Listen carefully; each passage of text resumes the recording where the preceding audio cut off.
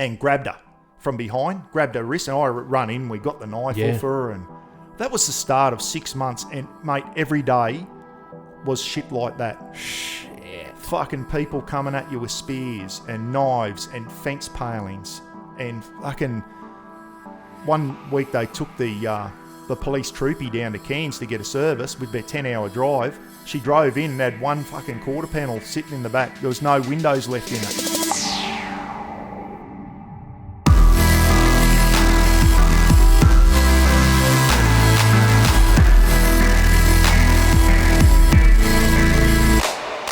Ex-military boys in the police and that, and I guess it's a natural progression to do that. But we can talk about that. Yeah, 100%. It's been recording, so I may as well just get this intro done. Guys, welcome to a special episode of Everyman Jibber Jabbers. Good start. I had that prepared, mate. I did. This is like a crossover, isn't it? You know, like an Everyman Jibber Jabber. That's what I thought. Guys, I've got someone very special today, someone who I look up to a lot in this game because he's kept it real from the start and he hasn't bloody changed. And it just so happens that our paths have crossed. You're in my spare bedroom or the studio or whatever you'd call it. Dungeon. Pete said, just in that door, Buck. You go first. I look in. I'm like, if there's any whips and chains in here, I'm out of here.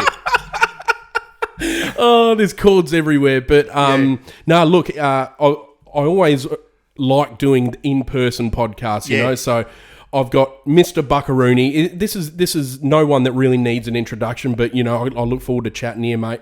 How are you going today, mate? I'm going well, mate. And this has been a long time in the making, Pete. We've been talking about doing this, and you said, Buck, I don't want to do it over StreamYard or something. It's got to be in person. I said, well, I've got to get over to West Aussie sooner or later, mate. And the excuses come now. I've got a little granddaughter down in Busselton, which is why I'm in West Aussie at the moment. Yep. And we said, fucking, this is the time to go, mate. So it's good to be here. Good to see you again. Good to meet your family. Likewise, mate. They wanted to meet you as well. So they've headed out now. But I'm glad they got to meet you, mate. Yeah, because we always see you with the boys. Yep, I know. On YouTube. And I thought you might have been a closet homo behind the scenes. And but no, you've got a family. I can vouch for that. Pete is married. Exactly. With kids. Yeah. So no, lovely family. You can see why I keep them hidden. They're fucking gems, mate. They're great family, everything mate, to me. But and the other thing I didn't realise, Pete, is that you live in Western Queensland. I got an Uber out here before, guys. Oh, where the fuck am I going? I said to the Uber driver, I said, are we back in Queensland, mate? You're a long way out of town here. Yeah, I love it out here. I know it is, because it's... Well, if in a direct line from here to the city, I think it's like 26 kilometres. Yeah, right. But you have to fuck around going through all the back streets. I was waiting to see the Mount Isa sign. I thought I was nearly back in Western Queensland. Oh, how about we just quickly mention how I don't realise the geographical distances. How over in I thought that from... Sorry, mate. You're right, mate. I thought that from, like Brisbane to Cape York, or even where you are, which is, you've always said in your video, far north Queensland. Yeah, Bucko up here from far north Queensland. Yeah. I thought, okay, far north Queensland, from where you are to Cape York would be, 2-3 hours. Oh, fuck no, mate. And I find out it's 2 to 3 days driving. Speaking of geography, Pete, I know you got a lot of your viewers are sand gropers. They're from over west. One thing I do want to say, and it happened at the 4-wheel drive show yesterday. They said, "Oh, you're from over east, are you?" I said, "Yeah, Queensland, as a matter of fact. Like east of the Western Australia border, there's another 5 states and 2 territories. And I don't think the sand gropers know that. They just think it's West Aussie and East Aussie. West is best, they reckon. Yeah, no, that's right. There's another 5 states over there. I come from the northeast one called Queensland." Yeah, so I am from over east, northeast as a matter of fact. You'll hear it in his talk. You'll hear a bit of a twang like, piss off. I always hear that. Yeah. And that fucking Siri. Yeah. When or the GoPro, turn off. Turn off, yeah. Doesn't turn off. Do you do that when you finish a video? It doesn't turn off. It doesn't turn off, but it turns off. So I've got to change my whole accent because it doesn't understand North Queensland accents, mate. And when you go A at the end of everything, it doesn't understand. GoPro, turn off, eh? Fucking turn off, you piece of shit. It won't do it, so I've got to do it by the button. But we got a bit of a distinct. Oh, definitely. Do you know who else reminds me of your accent as well? Not accent, I won't say that. Like, Dale, the camp man. Yeah, he's got the same exact sort he's of a North twang Queensland there. boy. Yeah, he's from Mackay originally. Gotcha. And I'm glad you mentioned him. Yeah, he's one of my favourite YouTube channels. Dale O'Brien, champion, used to live in Innisfail from my little town, which is right. For those who don't know where Innisfail is, it's about 89k south of Cairns. That's where I live. Yep. Little banana and sugarcane town. Probably similar to Carnarvon here in West Aussie, mate. You know, banana town and that. So that's what Innisfail is. Dale used to work in Innisfail and used to do some DJing at the Crown Hotel in Innisfail. Oh, okay. But he's going to be on one of my live streams one night. Excellent. And I haven't had a chance to do it. We've spoken and whatever. Just a real North Queensland. That's what North Queensland. Bit of a nomad, isn't he? But he's going good, mate. You've seen the views he's getting. He's killing it. And I'll tell you what, there's been a shift in the way he's filmed. I get a very Malcolm Douglas vibe. Yeah. It's not playing anything up for the camera. It's just showing the footage. I don't know. It just reminded me of Malcolm Douglas footage back in the day. Yeah. I think he took a bit of inspiration from Malcolm Douglas. Well, it's bloody working. And good on him, man. He deserves it. You know, he's been grinding and smashing it along, you know. So yeah, just a lovely guy, mate. But back onto the geography thing, Pete. Yeah. Like, Queensland's the second largest state in Australia. Yeah. I live in Innisfail, which is in far north Queensland. Yep. Cardwell, which is an hour south, is technically the start of far north Queensland, or tropical North Queensland, they call it. Cairns is probably the biggest city in far north Queensland. Townsville's probably the biggest city in North Queensland. Yep. Townsville's 3 hours down the track from me, 3 hours drive. But mate, to get to the tip of Cape York from Innisfail, which is in far north Queensland, mate, it's still a good couple of days. That's slog. Crazy, man. Like, I go Innisfail, when I go to the tip, I can be the tip in 2 days, 2 big days driving on some pretty shit corrugated roads on the Peninsula Development Road, they call it. Yep. There's a lot more bitumen and that appearing now to Cape York, but there's still some rough stuff there, mate. I go normally Innisfail to Cowan, which is an Aboriginal community about halfway up, and then you can punch Cowan to Bamaga, which is almost at the tip there, or to Punsan Bay or Loyalty Beach, right up the tip, mate. So it's a good, 2 full big days. Yeah. Especially if you're towing a camper trailer or whatever. Oh, I bet, yeah. Yeah, mate. There's still a long way to go up there. Fuck, I never realised. I never bloody realised. But anyway, you learn something every bloody day, don't you? Yeah, maybe I need to open my mind up. Yeah. Mate, it'd be good to... I know Cam's going to come over again next year and that, but... I know, it's a long way, mate. I flew here the other night in a plane. It's a friggin' long way in a plane. Yeah, let alone even driving. that. I've driven from Brisbane to Perth before. Ah, right. When I got posted in the army over here. And Across the Nullarbor? Yeah, mate, and it's a big country, let me tell you. It is, that was in end of 1997. So that was bitumised then? Yeah, mate, yeah. Gotcha. All bitumen all the way on the Nullarbor. That thing. Bloody fly keeps circling, mate. Sorry, go on. Blowfly in here. It's the size of a pterodactyl. I better close my legs. They're flying out of Pete's shorts. Jeez. That's where they live. Yeah. Oh, shit, mate. Unbelievable. Look, all right, well, I'll keep going because we've got a lot to cover, and I want to cover everything that we can, mate, because I only get this one moment with you, so I wanted to do this for a long time. But, guys, thank you for watching, and thanks for listening. Don't forget you can get a bloody 10% discount on all Shelter beer and merch, Whacker 10, and shout out to Barbecue Mafia for supporting the show. Now, I wanted to start off talking about your army, the police services and your corrections service.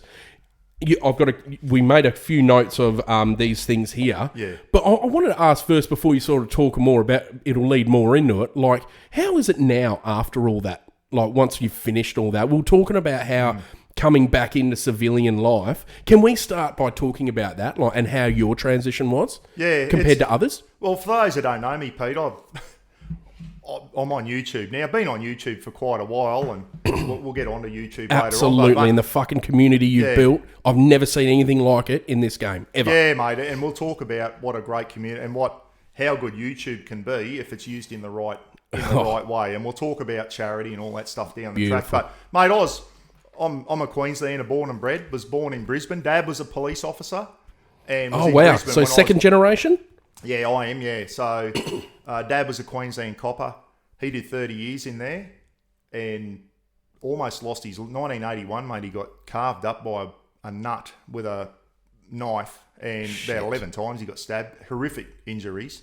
In 1981, we were living in Hervey Bay at the time. I was doing year 10 in Hervey Bay, and I joined the army from Hervey Bay as a young 17-year-old. Mate, I was brought up in little West Queensland towns, Cunnamulla, Surat, Warwick, just little town. Dad used to go around every 3 or 4 years, get transferred around, and loved all the country policing stuff. So I was born in Brisbane, but left when I was 5 years old, and was brought up out in West Queensland, country towns, which I love country towns. Yeah. And I love going out now and visiting country towns when I'm on my camping trips and that. So joined the army, always wanted to join the army. I don't know what it was, always wanted to join the army. And my granddad was a light horseman in World War One, mate. My uncles served in World War Two. I think there was a bit of, my granddad was in the army, you know. Yeah, of course. So I joined the army at a young 17-year-old, went to Kapuka, and ended up doing 20 years in the army, mate. So was in Signals Corps for most of that. Yep. Can I ask what that is? What's Signals Corps? Communications and all that type of stuff, mate. Yeah, HF, interesting. VHF communications. So providing But there was a lot of different trades within Signals Corps, mate. So yeah, magic. Most of my jobs, for any military guys out there, I was a QE. So whatever unit I was in, made sure my unit had everything they needed to do the job. Vehicles, ammunition, rations. Like I was like the logistics guy within the unit. So I didn't work in a big warehouse like that type of logistics. I was in the unit logistics. So it was a great job, mate. It was a great job. It really was. For making sure blokes had boots on their feet. We used to go bush with them and in Signals Corps, making sure if the radios broke, we got them repaired for them and swapped made sure they had all their communications, doing stock takes each year, making sure all the radios had every cable and antenna. No nicks in them or anything like just that making sure everything was thing. But we had technicians to fix everything. So magic. I was in Signals Corps and finished the, and I want to say for all the West Aussie viewers out there, I did 4 years over here. Later I ended up as a warrant officer class 2, which was getting up there in the ranks, Pete, by the end of the 20. Can I get you to just a beautiful... Sorry. Yeah, no, that's sounds better. Amazing. And I actually did 4 years over here in Perth, mate. Yeah, gotcha. 1998 to 2001. And I was working with the SAS boys in Campbell Barracks over there at Swanbourne. And I wasn't in the SAS, but I was posted to the unit. And I used to basically look after the regiment's communications equipment and making sure the boys had what they needed to do their job if they went somewhere and all that type of stuff. So you ate with them, you know? Yeah, mate, I was actually posted to the unit, mate, for 4 years, worked with them. Yeah. I actually deployed on operations to East Timor with the regiment in 99, 2000. Was that when there was a bit of unrest over there? Is that right? Yeah, fucking oath there was. Sounds like I'm underplaying it. Sorry, I'm not full bottle on it. Yeah, no, so she was full on, mate. And that unit, I was so proud to serve in that unit with the boys, mate. For those who don't know, you always hear about SAS and all this type of stuff. They're a professional bunch of blokes, mate, and it makes me sad now where I've seen, I don't know if you've seen it, Pete, some of the shit that the media has brought up about our Special Forces boys. Getting in trouble over in Afghanistan, I believe. And East Timor as well. Oh, right, There's a thing on Four Corners called the Ghosts of Timor. And basically, they were taking some baddies back over the border and the people that were bloody murdering, raping and pillaging. Yeah. When we got to East Timor, mate, there was not a building left standing that was not smouldering. They burnt that country to the ground before they left, the Indonesian-backed militia. Yeah. And people say, oh, what do you think, Indonesia? I think they're putrid, mate. I saw what they did to East Timor before they left. And that's hard to get out of your brain, I bet, as a soldier type of thing, you know. Yeah. You see shit that no one else would see. You know, the media only fucking, you know, we only see what we see in the media, don't we? Yeah. Mate of mine, Jeremy, he ended up joining corrections with me. He was a combat engineer and he was in East Timor. He's rappelling down wells and recovering dead kids and women and children out of wells that had been murdered and thrown down wells. And it was pretty horrific, mate, what they did to that country. And we went in and everything was still smouldering, flying a Black Hawk helicopter over the country, and they got everything, mate. Like just little villages on top of mountains were smouldering. They just burnt the country to the ground. And just not caring if there's women and children on top of it. A couple of the boys Well, the SAS boys, 3 squadron, as a matter of fact, were taking some of the baddies, the militia, back over the border one day down a town called Suai, down near the Indonesian border, and got ambushed. And a couple of the boys, I won't mention their names, I do know them. Oh, wow. They got shot, and Mark got shot through the neck, missed his spine by 2 millimetres, and the other bloke got a bullet in the lower leg, shattered his leg, had to have a lot of operations after that. Basically, the baddies took on the SAS boys and come off fucking second best, mate. Yeah, and there was a thing on, now they're trying to get the SAS boys for war crimes in East Timor and whatever, you know, it's... is this one where medals have been stripped and shit like that? That's in Afghanistan. Oh, sorry, they're going after him in Afghanistan. So the ABC went after the SAS boys east. There's a series on there called Ghosts of Timor, part 1 and 2 on YouTube. Yep. And basically, the ABC and Channel 9 not shining a good light on our Special Forces boys. And then, once again, Afghanistan. Mate, some of those boys... And I've got a mate... He was in my unit. I was served in a couple of units with him, Moff, and he's out of the army. He did 11 tours overseas with the SAS, breed, mate. Isn't it? And you know, they wonder why some of the boys go a bit loopy. Yeah, bit loopy, mate. Spending most of their army career in combat. Yeah. And Moff's got a book out called 11 Bats, and I think he took a cricket bat every time he went overseas, and he's a psychologist now.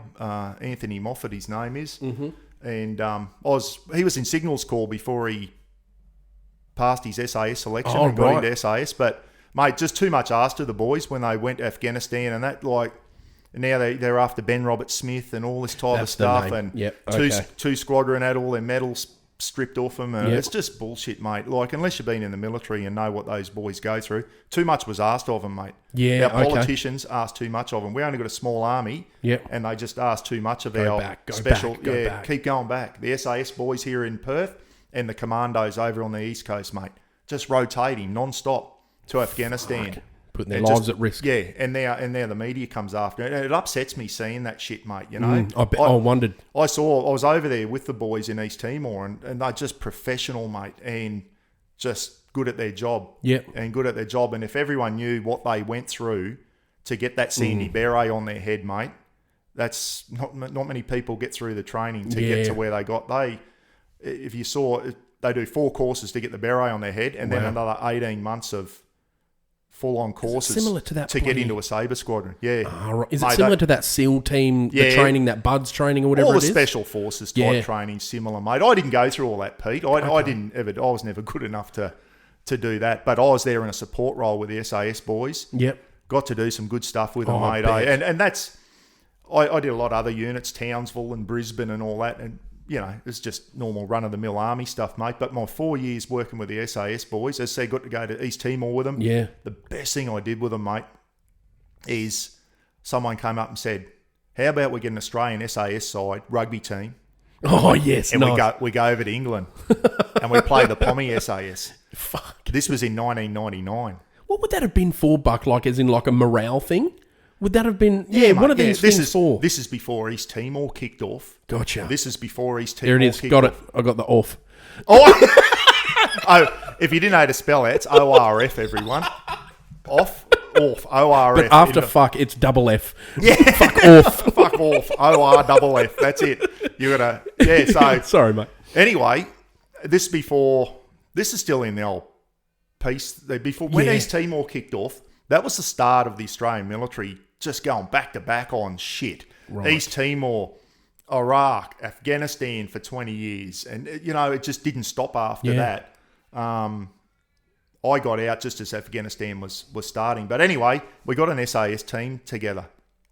And I got to play also did a strappers course, level 1 strappers course. So I went over as a player and also strapping the boys' ankles and all that. I used to play rugby here in Perth for associates, mate. Out there at Swanbourne, I used to play for associates. The old green and gold, mate. Had some, and a lot of us, there was quite a few army boys from the regiment playing for associates, but a lot of civvy guys too. And I still keep in touch with some of those boys over at Associates Rugby Union Club. I might even go over and have a look at the old footy oval over at Swanbourne tomorrow. Yeah, you should. You got to go for a drive around. Anyway, long story short, we went over, Australian SAS rugby team in 1999. And we had sponsors on board, mate. We had the Blazers, typical rugby. Then Felt like a superstar. green and gold Blazers. Think we were the Wallabies. We're just fucking hackers from a fourth grade associates here in Perth. Anyway, we went over and we spent a week at Hereford, which is where the 22 SAS is, the British SAS regiment at Hereford. Those boys are the real deal, mate, let me tell you.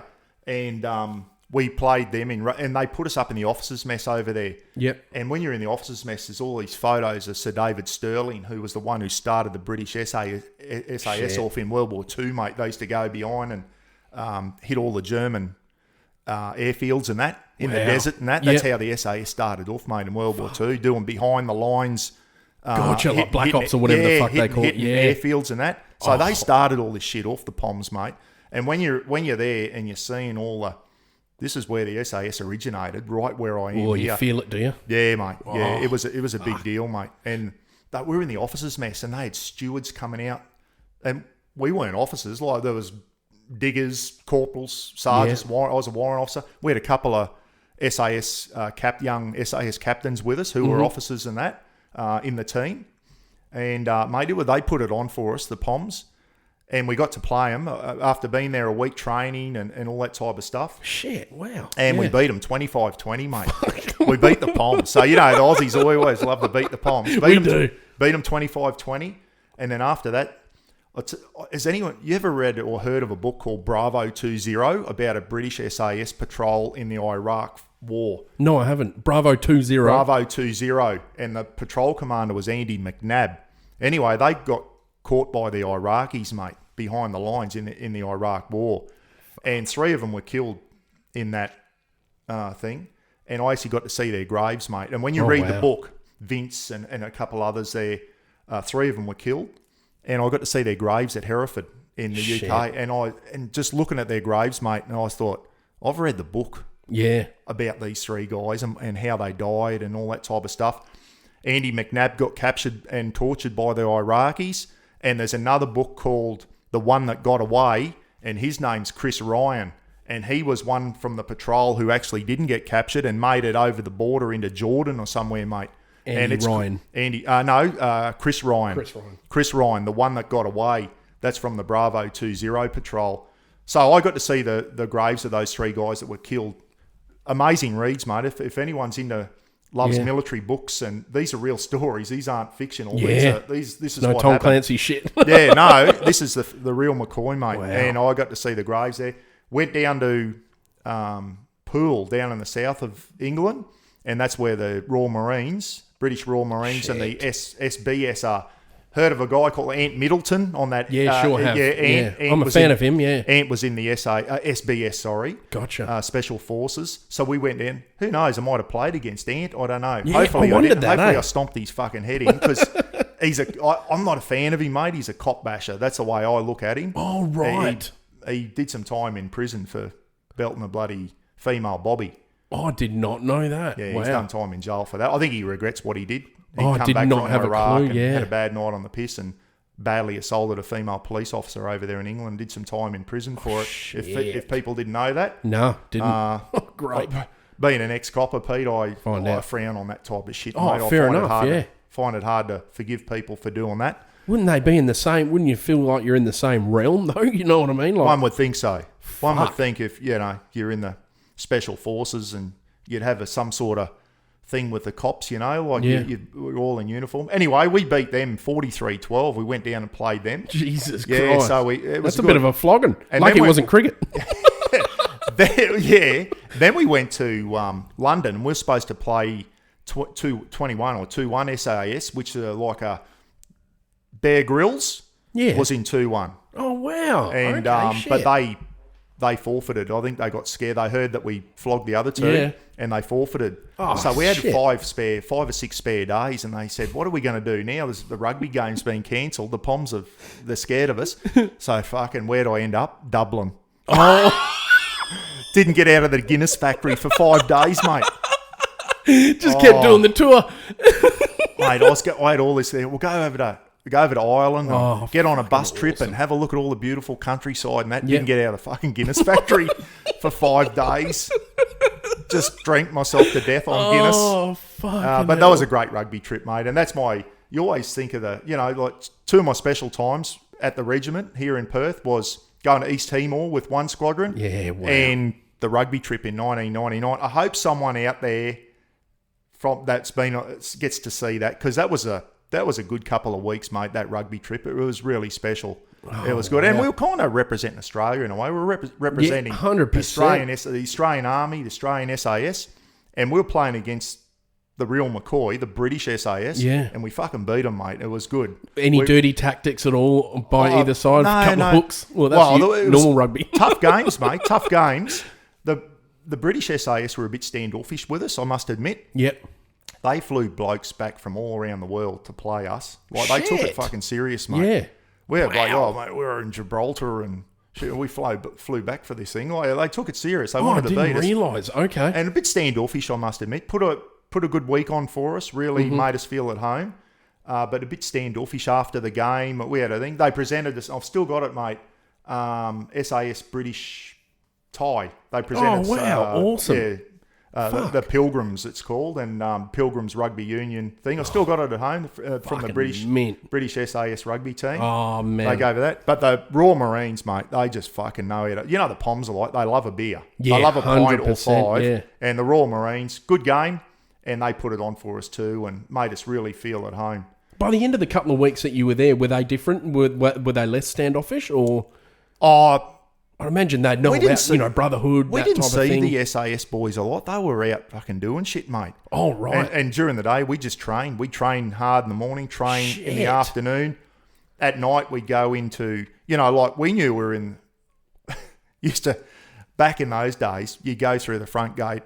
It's probably a bit different now with security. Go through the front gate of the SAS regiment here in Perth, and Big Barry with his fucking beer guts would meet you. They go, hey, mate, in you go. He just no checking IDs. I know him. In you go, Buck. Morning, Buck. How are you, mate? You get over to the Pommy SAS and there's fucking police with MP5 machine guns and shit on the front gate. Fucking, and some of the boys were staggering back from the nightclubs in Hereford. Trying to act sober. And it's like the young officers and that, can you come down and get your boys? They're fucking not allowed because they're drunk, and like the Poms don't muck around, mate. Because back then, the IRA was a thing. Oh, far out. Okay. And I'm glad I mentioned that, Good. Pete. We're in a bar in Dublin, and there was 7 of us went to Dublin after when we had that break. Yeah. And we're all bloody back in those days, fit, strong looking, all had short hair, been in the army. So you would have been... People would have known what you were. We look like soldiers, mate. You know what I mean? One of the boys with me was one of my diggers, Jerry Matasiva, Fijian lad, big big Fijian rugby player. The rest of us, we were pretty fit back in those days, especially coming from the regiment. Well, PT there was fucking hard, so I was pretty fit back then. Yeah. And unlike now, I just drink piss and bloody have cook-ups in the backyard. Good, still look bloody good. Yeah, no. I'm slipping now. I'd be happy. But we walked into this pub in Dublin, and it was it was like the old saloon doors swinging open. Yeah. And everything goes quiet. Well, that fucking happened, mate. We walked into this pub in Dublin, and the IRA was still getting around in those days. And we walked in, and it went quiet. And your hair on the back of your neck stands up, and I just thought, fuck, we're in the wrong pub here. Oh, shit, okay. I said, grab a chair, boys. So everyone grabbed the chair. I said, I'll go and get the first shout.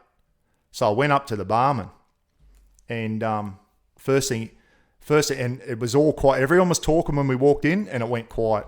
Shit. And because they knew we were soldiers. Yeah, but they thought we're Pommy soldiers, mate. Oh, so... Fucking, the Irish don't like the Brits, mate.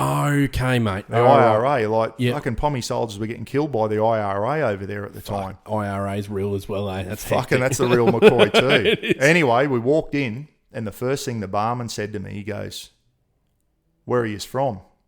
And by this time, I'd clicked why everyone had gone quiet. Said it loud enough. I said, mate, we're Aussies. Loud enough. Fucking oath, with the best Aussie accent, with me best North Queensland accent. We're fucking Aussies, mate. Yeah. And you know what he did? He looked across to someone in the pub. No way. He winked, and everything went back to normal. Oh, that's fucked. Fucking serious, mate. Whoa. they thought we were British soldiers, and I was very quick. I didn't tell them we were Aussie soldiers, and he got to, what are you doing over here? I said, mate, we're over on holidays, mate. We're just fucking rugby players from Australia. Yeah. We're just over we're rugby players. Didn't even mention we were soldiers because they'd link us to Aussie soldiers over here doing something with the British soldiers. You know what I mean? Yeah. So I just said, mate, we're just Aussie rugby players over fucking drinking Guinness. He said, all right, what do you want? I said, can I get 7 half pints of Guinness? And he goes, this is fair dinkum. He goes, if you order a half pint here, you're considered to be a homosexual. And in his Irish accent. And I said, 7 pints, please. So I got 7 pints of Guinness. Beautiful. And we drank there for a couple of hours, mate, before we moved on and whatever. But that was a bit of I always remember that. I thought, fuck, and this is real, eh? Jeez. Another mate of mine. You felt it, did you? You felt like I'm in danger here. I felt it. Anyway, a mate of mine was in the Royal Navy. Ends up in Ireland somewhere in the Royal Navy. Don't go to this pub, boys, and this pub and that pub. Got connections to IRA. Where's he fucking go with his mates? To one of these pubs. Yeah. So when they walked in, Dave was telling me this. They threw the fucking box around. They had IRA or fucking charity or something threw the box around. Yep. They purposely walked over to them, put the box in front of them. To donate? To see what they do. Oh, wow. Because they suspected they were British servicemen. They were in the Royal Navy. Yeah. I said to Dave, what did you do, mate? He said, I fucking threw a few quid in, mate. Yeah. He said, then we got the fuck out of there.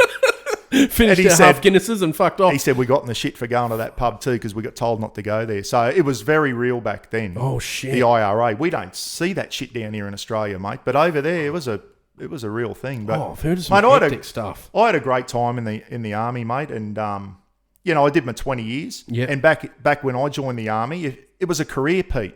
And now they can't get people to join the military. I know, yeah. In my day, mate, if you did 20 years in the military, you could get a pension. Yep. You couldn't retire on it. It's fucking measly thing. But you know what? I did me 20 years and I got a pension. And I'll still get that pension every fortnight. Yep. It's not a lot.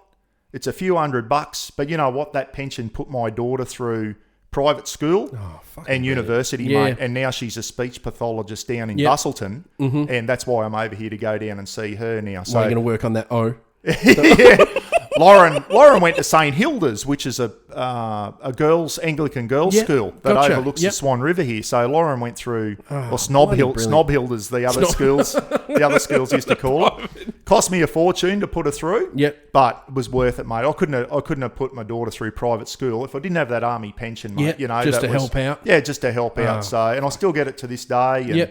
And, good. It helps, mate. So, is it enough of a thank you? Do you think? Fuck no. No, I wondered that too. No, for other guys. Yeah, mate. You get hammered in, like, especially PT and all that type of stuff, mate. My back's fucked now, Pete. My hips are riddled with arthritis. And that's why now, recently, I've gone on a Veteran Affairs pension, mate, because my body is rooted. Yep. And I'm 60 next birthday, mate, and all my injuries from the army are catching up with me now. Oh, big time. Okay. From all that, okay. Just the wear and tear. My back's rooted. Yep. Went to an orthopaedic surgeon in Cairns. Did a CT scan. They put a dye in your body and do a CT scan. Yep. And the orthopaedic surgeon goes, mate, when I flick the screen on, wherever you've got trauma in your body, it'll light up white. So if you've got crook knees, you'll see that there's white your knees or wherever you've got white is where you've got trauma, and that's what we'll address. He flicks the switch on, and this is his exact words. He goes, holy fuck, you've lit up like a fucking Christmas tree. You could see it, the whole skeleton on his big screen in the orthopaedic surgeon's office, and it was glowing white from the base of my neck to my extremities, mate.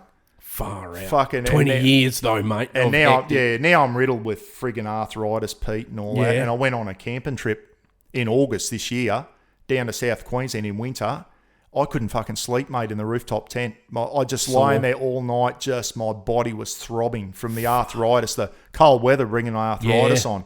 So I'm lucky I live up in North Queensland in the heat, mate, because the arthritis doesn't play up as much. What do you do for pain management? Rum. Yeah. Fucking Bundy, mate. Bundy rum. And let me tell you, on a serious note, that led me down a fucking bad path too, mate. What, drinking? Yeah. In the army? Bad culture. Yeah, right. But Gotcha. it hasn't left me, Pete. Yeah, okay. And on a serious note, mate, I've fucking struggled with a grog at times. Really? Yeah.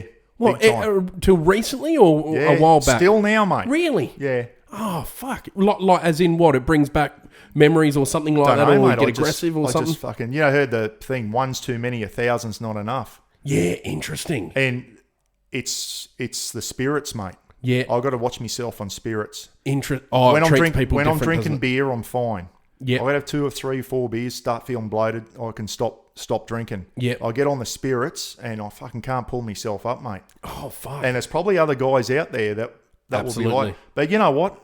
I shouldn't blame the army, but back in those days, it was a bad culture, Pete. Yep, I bet. If you didn't drink piss with the boys, you were a weak C. I won't say the C word on here, mate. You're a weak prick. Yeah. And it was just a bad culture. Yeah. Fuck, we just drank too much. And I look back now and I think, why didn't I go camping on the weekends? I should have had a 4B, gone camping. And mind you, when you're in the army, camping's the last fucking thing you want to do because the army takes all the fun out of camping, let me tell you. Yeah. Living in holes and fucking living in holes half full of water and shit. You know, when you go out bush, you sleep on the ground. You didn't sleep in swags and tents and shit out in the army, mate. You slept on the fucking ground. Shit. In a sleeping Bit bag. of a tarp over above and that's it. Yeah, Not mate, even. a bit of a hoochie over you if you're lucky. And the infantry boys did it even harder, mate, you know, but you just slept on the ground. Fuck knows how many snakes crawl over you when you're asleep at night. And, fuck. you know, you're getting up at 2 o'clock in the morning to go on gun picket and it's freezing cold. So people now overgo at me. Oh, you're going soft buck. You're in a caravan now. Fuck, if you knew what I did for 20 years in the army, I've roughed it enough, mate. You know? Yeah, exactly. And now that I'm getting old, mate, I did the progression. I still like sleeping in a swag. Yeah. I can still sleep in a swag. But the rooftop tents, getting up and down up the ladders and that, mate, at my age now, and with all the arthritis and that, it's fucking hard, Pete. So, I wondered that, yeah. Is it more comfortable, though, in a rooftop tent, or...? Mate, the old filthy king swag. We'll get on to this later. The filthy filthy king swag, mate. Oh, fucking, they're not a bad swag for $200. I reckon they're probably the biggest selling swag in Australia. Yeah, absolutely, mate, absolutely. So I did my time in the army, Pete, and proud of it. Yep. Proud of it, and I'm proud that I served my country. And I remember the RSM of the SAS regiment, and Greg Jackie's name was when he was there. He was RSM, sorry. Just Regimental Sergeant Major. Gotcha. God. Right, the big guy. He's the senior soldier, mate. Like, he's not an officer. Warrant Officer Class 1. The RSM, any military, the RSM, Regimental Sergeant Major, he's God. He's the senior soldier, and if you have to front him in his office, you're in deep shit. Oh, shit. Okay. Yeah, so scary men RSMs carry the big pace stick. Oh, but Greg was SAS, the RSM there. He's out now. He's into his parachuting and all that type of stuff. Yep. I remember him saying once he said, "There's no better way to represent your country than in a military uniform." Oh, and I agree that's with always that, mate. stuck with. I know we go on about all the athletes and all that type of stuff, but when you shows go that overseas, you'll die. It shows that you'll die for your country. Yeah, that's right, mate. And when you sign the dotted line, have a look. We lost 41 in Afghanistan, mate. Dead. 41 dead. You put them in a room, that's a lot of people. God knows how many are wounded. While I'm on that, if anyone is ever in far north Queensland, got to go to the Atherton Tablelands, inland from Cairns, little village called Yungaburra on the banks of Lake Tinaroo. There's an Avenue of Honour there, and it's the parents of Benjamin Chuck, who was a commando killed in Afghanistan. There's a memorial there to the 41 killed in Afghanistan. Wow. One of them from my unit, 152 Signal Squadron from the SAS. Really? A few SAS boys on there, mate. Shit. Yeah, there's quite a few SAS boys on there. A lot of engineers, blokes who used to go out detecting the IEDs and mines. A lot of combat engineers on there, mate. And that is a great memorial. Did a Mrbuckaroonie event at Lake Tinaroo. I remember. That's why that rings. Yeah. I did a tag along too, and I took everyone to the Avenue of Honour, and there was people in tears, mate. Really? You know, reading the things, and there's a great one there, purple poppies and that, and it was a memorial to all the dogs that had been blown up. All the engineers use sniffer dogs. They used to sniff out the mines and the IEDs and that, and a few of the engineers got blown up along with their dogs and that. So there's a beautiful memorial to the we both love dogs, mate. Yeah, so man. it's great, mate. It's great. So there's a few SAS boys on that memorial at Tinaroo. Because I think the one thing I get from this is it's like, it'd be very different for you and I. It's like, of course, I speak to my old man and my granddad and his dad all served in the World Wars, the Rats of Tobruk and stuff like that. And I only know from what the old man tells me, and you being in it and seeing that stuff, there must be, I know there's a world of difference between the feelings we get. I try and sympathise, but you won't know until you fucking served it. Do you know what I mean? Yeah. Like, it's a different feeling between us, and even it's getting lost in these next generations, isn't it? You know what I mean?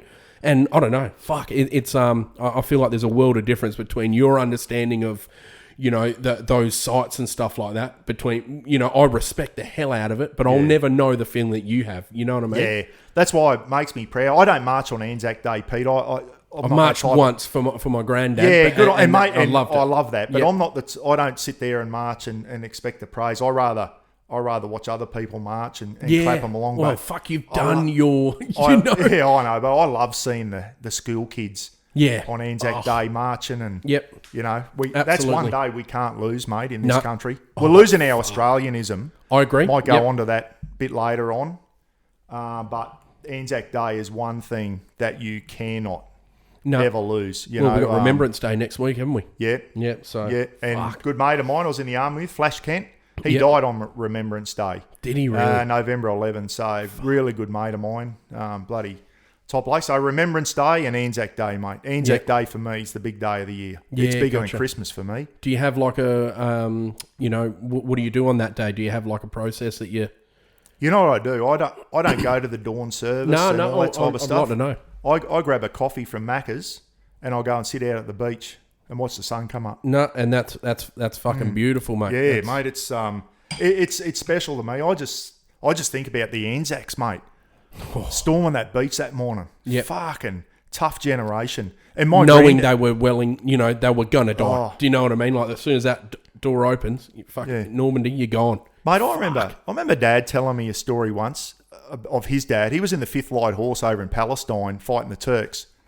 And because What's they that, were World War One? World War One, absolutely, 1917.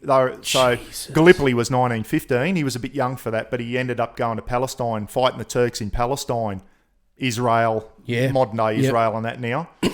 He wasn't in the charge of Beersheba, which was just the 107th anniversary of that, whereas the great last, the charge of Beersheba, mate, the light horse. Poms have been trying to take Beersheba for weeks, and they were running out of water. And they sent the Australian light horse in, mate, and they fucking took that town. Fuck. Yeah. And Proud as punch. I remember Dad, he was in the 5th Light Horse. They weren't in the attack on Beersheba, but they were around that area at the time. Dad told me a story once, said, because they weren't cavalry, they were mounted infantry. They had a 303 rifle and a bayonet. That's what they had, Jesus the Aussies. They didn't have the swords and that like British cavalry. Dad said if they were attacking Turkish trenches on their horses, they fucking get their 303, get their belt and strap their 303 to their forearm with a bayonet on. So when they went over that, they could fucking lance down and get the Turks and that. That's just hardcore shit, mate, you know?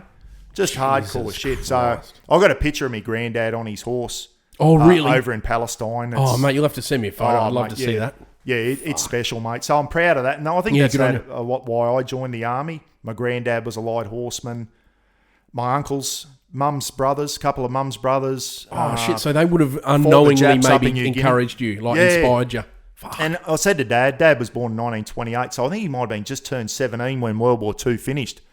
And I said to Dad, were you going to join up, Dad, and go up to New Guinea? He said, fucking oath I was. Yeah, he said Dad wouldn't let me join up because I hadn't turned 18 or whatever. So, but Dad was going to join up, and then the war finished. But Dad would have been up. But I had mum's brothers and mum's sister's brother, Uncle Ned, Uncle Freddie, fought the Japs up in Kokoda and Shag. Uncle Freddie, he had his guts blown out by a Japanese field gun on Shaggy Ridge up in New Guinea in World War II. Oh, Uncle Freddie's gone now, but still had horrific scars all over him where he got blown up on Shaggy Ridge, mate. Jesus. That's the type of shit. I survived it. Wow, okay. You know, my uncles, my granddad were in. I think that's why I joined the army, mate. My brother joined the army as well Ken, Gidgey. the Gidgey gorilla. Yeah. Gidgey joined the army as well, mate. He did 6 years, and that's where he got his trade. He was a airframe engine fitter, aircraft engineer, so working on the Black Hawk helicopters and all that type of stuff.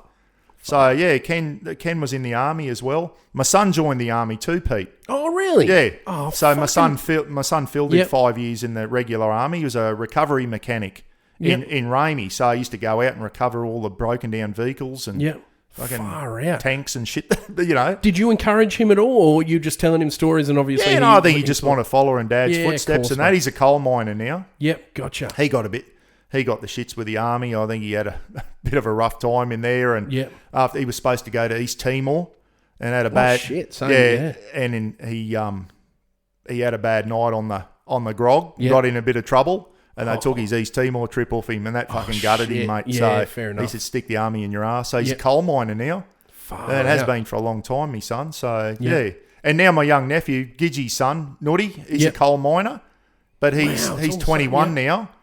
And even he's going, I want to join the army. So really? I think Nutty's getting I want to join the army now as 21, which is kind of late to join the army. A lot of fellas go in 17, 18. Yep.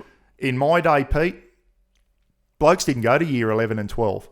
You went to year 10, you either went in the military or you got a trade. Yep. And a lot of my mates were brickies, chippies, sparkies. You left school at year 10 and you either became a tradie or you went in the military. Shit. Not many boys went on to uni. That was a girl thing back in my day. Yeah. And I don't regret doing it at all, mate. I kind of wish I did get a trade behind me. Oh, right. I wish I did have a trade. Couldn't get a trade in the army. I was colourblind, so I was very limited as to what they would let me do. Wow. In the army. Couldn't even go to infantry, mate. Really? If you're colourblind in the army. Very, very strict. Why would that be? Well, I reckon you can't read a map under a red torch. You can't see the contour lines and that. I never had trouble with that. But have you ever seen those little books with the dots?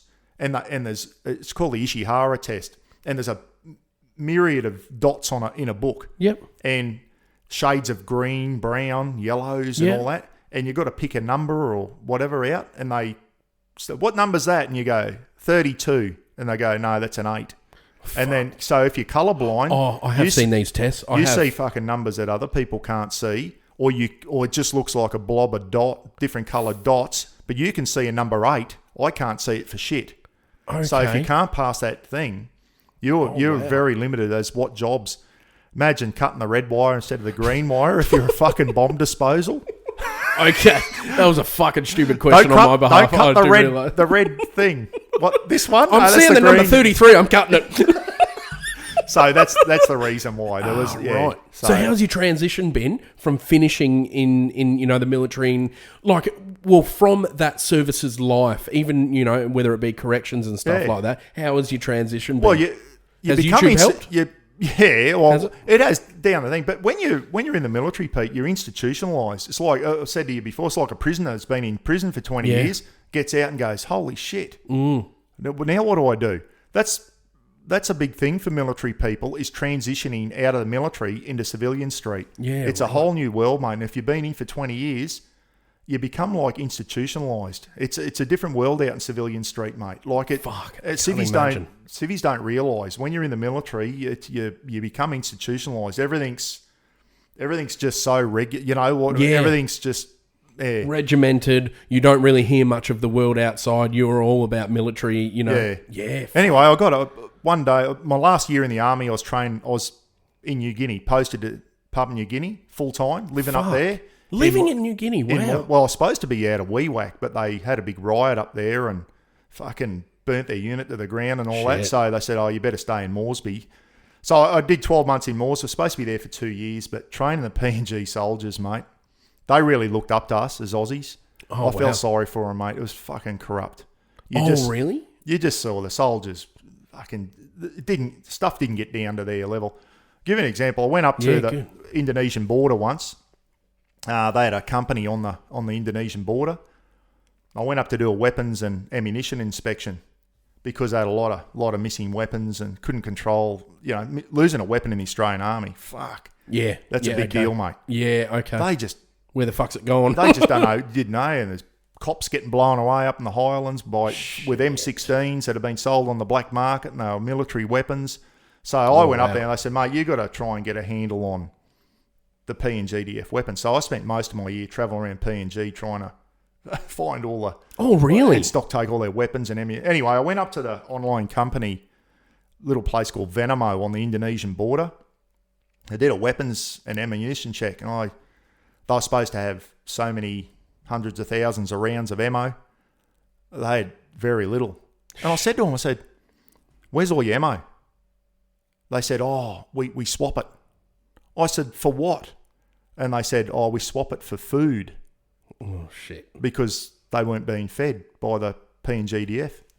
I said, who are you swapping it with? They said, the fucking Indonesian military. Oh, fucking hell. I went back down to Moresby, went into the Australian High Commission to the head of defence there. I was an infantry colonel, Louis Colonel. I said, you got any idea what's going on up on the border? They know what I told them, and they just looked at me in disbelief. I said, I am serious. I said, we're just pissing into the wind up here if we think we're making a difference. I said, they can't even feed their own soldiers up on the border. The soldiers friggin' running around in rubber thongs because they haven't got a set of boots to put on their feet. Shit. Fucking so they're swapping their ammo for food. The Indons were feeding them in exchange for their ammo. When would this have been? Mate, I was up there in 2002. 2000. Oh, fucking hell. So not that. No, 2002 was my last year. I was supposed to do another year, and I just thought, you know what? I'm just fucking wasting my time here. So one day I was on a plane, discharged from the army, and I landed in Brisbane and went, what am I going to do with myself now? Shit. Living with mum and dad, getting bored. By this time, my army pension had kicked in, the 20-year pension, you know, like $600 a fortnight or something. Living with mum and dad, I didn't need a lot of money, but I think, here I'm a 38-year-old living with mum and dad. I can't fucking do this. You know, what am I going to do now? I was lost, Pete. Fuck, it is very similar, isn't it, to like coming out of jail? Yeah, I threw a few job applications in. Queensland Police was one of them. Yep. Didn't really want to go in there. And the other one was Protective Services with the Federal Police. You know, the guys walk around the airport. With a gun on their hip and that. Well, I got accepted into that, but there was no vacancies because they said, what airport do you want to work out? I said, Cairns, and there's no vacancies there. So anyway, I got called up by the Queensland cops. And I didn't really, it was just a throw. I just thought, I've got to put in for, you know. Anyway, the cops called me up, Queensland Police. They said, we've got a spot at the North Queensland Academy in a week's time. And I thought, fucking, what else am I going to do? Yeah. So I went to the academy, mate, in North Queensland. So Queensland's got two police academies. I know yours is at Joondalup up here in West Aussie, I think, mate. Yep. Over in Queensland, the big one's at Oxley in Brisbane, and there's a North Queensland Academy in Townsville. So I went through the Townsville Academy. But they expect if you go through the North Queensland Academy, you spend your first 4 years in North Queensland somewhere. Yeah, but that was fine with me because I always wanted to get to Cairns. I loved Cairns. Yeah, gotcha. So I go through the academy. Did pretty well too, I must admit. Here's another one for you. Some female in police recruiting. You've only done year 10. You've got to do 200 hours of tertiary education. And I said, no, I don't. And you do. But I had a side door to go through because I was a warrant officer in the Army. If you're a senior NCO, which is a sergeant or staff sergeant, or a warrant officer in the Army or an officer, there's a side door for you to get in the police. So I'd only done year 10. So I was going through the academy, except for all the other Army boys that were with me that maybe came in the same way through the side door. All the rest of them were young uni people. Like been through university and all that type of that. And she said, you're going to struggle through the police academy because of your lack of education and all that, education.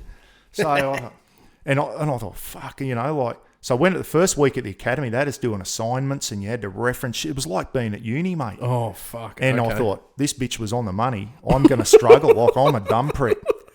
I'm not going to fucking get through this. Anyway, then after all that initial couple of weeks of doing assignments and it was trying to be like a university, some realistic shit started coming in.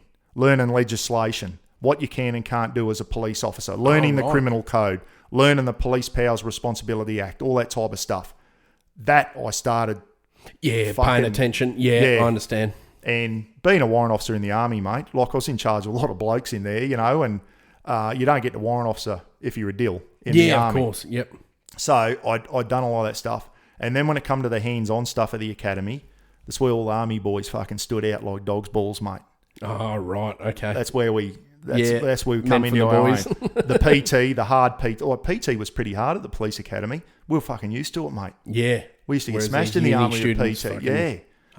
All that type of stuff. So I ended up getting the leadership award through the academy. Wow. Which you'd expect being an ex-warrant officer in the army, and also got most outstanding recruit, mate. Wow. So okay. I fucking blitzed it. Did you go back and talk to that lady? I forgot her name because I was going to send her an email and go, I really struggled through the academy, you bitch. Check this out. Fucking out I go. Here's the commissioner's award. Got to sit near the police commissioner on the dining out night at the end of the academy. Bob Atkinson, his name, was the police commissioner at the time. Because I got student of merit or commissioner's award, I got to sit near him. That meant fuck all. Yeah, because really? Next week I put in for Cairns, and they said, no, you're going to Innisfail, mate, which is a little town south of Cairns, little banana town. And so I didn't quite get to Cairns. I'm still in Innisfail now, Pete. I joined the police in 2003. I'm still there now. I'm not a cop. I've been out of the cops for 15 years or something now. People say, what are you still doing in Innisfail? Well, I met Ros there. Ros is in Innisfail. Grown to love it, Yeah, and I'm still with Ros now. And I love living in Innisfail. We got our house there, and I'll probably never leave, mate. Shit, right. So, so... Your life could have been so much different, eh? Some good times in the police, but I did 6 years in the coppers, Pete, and without blowing wind up my own ass, I was a good cop. I was a good street cop. Yeah, gotcha. Knew how to deal with shitbags, could handle myself in violent situations and all that type of stuff. And I was in some, let me tell you, mate. Oh, we're going to talk about that. I was in some fucking give me some stories. Some violent shit in the police, and a lot more violent. I dealt with a lot more violent stuff in my 2 jobs after the army than I ever did in the army. Even in East Timor, I felt safe in East Timor because they had boys with me. Yeah, we all carrying fucking Styres and 300 rounds ammo, mate. Like I felt safer in East Timor than I did. As a copper and all that type of stuff. That's fucked in a way. Yeah, I know. But anyway, with the police, I did 6 years in North Queensland, in the far northern region, mostly in Innisfail, but also did Tully, a little town called Tully, and also went up to Cape York and did some relieving in Cape York in Aboriginal communities, mate. One's Arakoon, which was probably the most violent community in Queensland. Fucking on the Western Cape, just south of Weipa. They don't even speak English up there, mate. They speak their own. Yeah, mate. Yeah, speak their own language. Yeah, okay. That community had some problems, and also a little community called Hopevale, which is just north of Cooktown. So Aboriginal community there. So I did 6 months in Arakoon and a few weeks up in Hopevale, mate. So different type of policing, Pete. What is the trouble involved in these communities, though? Are we fucking talking alcohol, tribes? mate. Alcohol, fuck. Alcohol and tribal rivalry. Families different. Yep. Bad news, mate. Bad news, mate. The alcohol, when Sly Grog got into town, it was a fucking war zone. Wow. Mate, I just... Who brings it in? Well, I'll give you some stories in a minute. Yes. I'll give you some stories in a minute. That's what I wanted. I got off the police plane, landed in Arakoon, and Sergeant greeted me at the police station. Hey, mate, how are you? Within half an hour, he said, jump in with so-and-so. There's something going on up at the shop. Put you in the deep end, 12-year-old... Can I swear? Of course you can. Can I swear? Yeah, fucking oath. With a C word? Because this is... Yeah, all good. Yeah, I'll bleep it anyway, mate. This is 12-year-old girl with a butcher's knife outside the shop. Had an argument with someone else. We turned up, and I'm going, hey, put the knife down. This is shit that in Innisfail and that, it was just a whole new world of policing made in Aboriginal communities. And she's there going, come on, you white sea, I'll fucking stab you and all this type of stuff. Yeah. And I'm thinking, this is a 12-year-old girl. Jesus. Anyway, I went up there with one of the local community. We had local community police. They were Aboriginal guys. We just threw a blue shirt on them. Yeah. And they were like our offsiders, mate. It was like, fucking, here's your deputy badge, mate. Yeah, come up with us. Because they could speak the language, Wik-Munkin or something that was called. And they'd speak to them in Wik-Munkin, which is the language. Most of them can still speak English as well, but between themselves, they speak their local dialect, mate. W-I-K Munkin or something. Sassy's name was. So I'm talking to her. She's got this dirty big butcher's knife, wanting to stab me with it. I'm half hour off the plane, mate. Fucking hell. Anyway, Sess creeps in behind her. He's the local Aboriginal copper that was with us, and grabbed her from behind, grabbed her wrist, and I run in. We got the knife off her, and that was the start of 6 months. And mate, every day was shit like that. Shit. Fucking people coming at you with spears and knives and fence palings, and fucking one week they took the police troopie down to Cairns to get a service with their 10-hour drive. She drove in and had one fucking quarter panel sitting in the back. There was no windows left in it. We turn up at jobs, mate, and fucking bricks through the windscreen, tree branches getting thrown at us. Yeah. Wow. It was This doesn't get talked about, does it? No. No, and they keep it quiet, mate. They keep it quiet. But fuck, that was a good like example of fight or flight, eh? Yeah. You know, like you're straight in there, you know. Oh, mate, some of the assaults I saw up there and the domestic violence, and I'm talking women getting their heads caved in by the old man. Yeah. With fence palings and star pickets, and you'd have to go in, and then we turn up, and then all of a sudden they'd see the blue shirts, and we were fucking fair game. Oh, wow. So they just didn't care. Yeah, so I don't know how many canisters of OC spray I went through up there, mate. Fucking unbelievable. Does it every stop day? them? Every day, yeah. I saved my ass a few times, mate. Oh, man. Capsicum spray or OC spray, it saved my ass a lot of times. From fucking getting belted with tree branches, star pickets. Save your life. People with knives, people with spears, and communication skills, mate. Like just being able to talk to them. You know, I didn't smoke, Pete. Yeah. I used to carry a packet of smokes in my pocket. Smart, fuck. And I'd go, one bloke with a spear one night. He'd had an argument with family and run around the streets with a spear, wanting to kill everyone. I'd turn up, hiding behind the door of the troopie. Oh, mate, settle down. Like spending an hour. De-escalation. De-escalation. Yeah. And then I'd say, hey, mate, come over and have a smoke with me. Fucking. And you could see him. I'd say, come on, throw the spear down. I'll give you a smoke and we'll have a chat about it. Like just a whole different world of policing up there, mate, you know. Jesus, psychiatrist as well type of thing. Oh, like, mate. You know. Another one there. The nurses called us one day. There's a young girl going down the airport. She's got fucking 100-pound fishing line. She's going to hang herself in a tree. Their thing was, I'm going to suicide myself. The way they dealt with things up there, mate, they're going to fucking end it. Fuck. Young teenage girls and kids, and unbelievable. So we jumped in the troopie, me and me mate. We couldn't get down to the airport. This is in the middle of a day on a weekday. I get around the corner. Here's a mum dragging her teenage daughter because she'd been out tomcatting during the night or something. Mum's toweling the fuck out of her. Jesus. So I jump out. Hey, can't do that to your kid. Like in a normal white town, mate. Yeah. That'd be a big deal, you know. That'd be your only job. That'd take 8 hours to sort that out with paperwork and everything. So, hey, you can't do that. I'll look up. Here's old mate giving his missus uppercuts in the middle of the road, toweling her up. Jeez. So I run up and break that one up. And then I'll look up and there's someone chasing someone with a spear. Oh, that's fucking So to madness. sort that one out. This is all happening at the same time, Pete.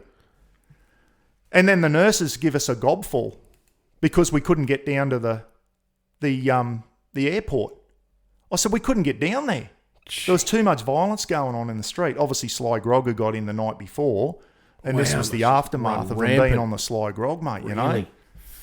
So just after I'll tell you this story. This is a funny one.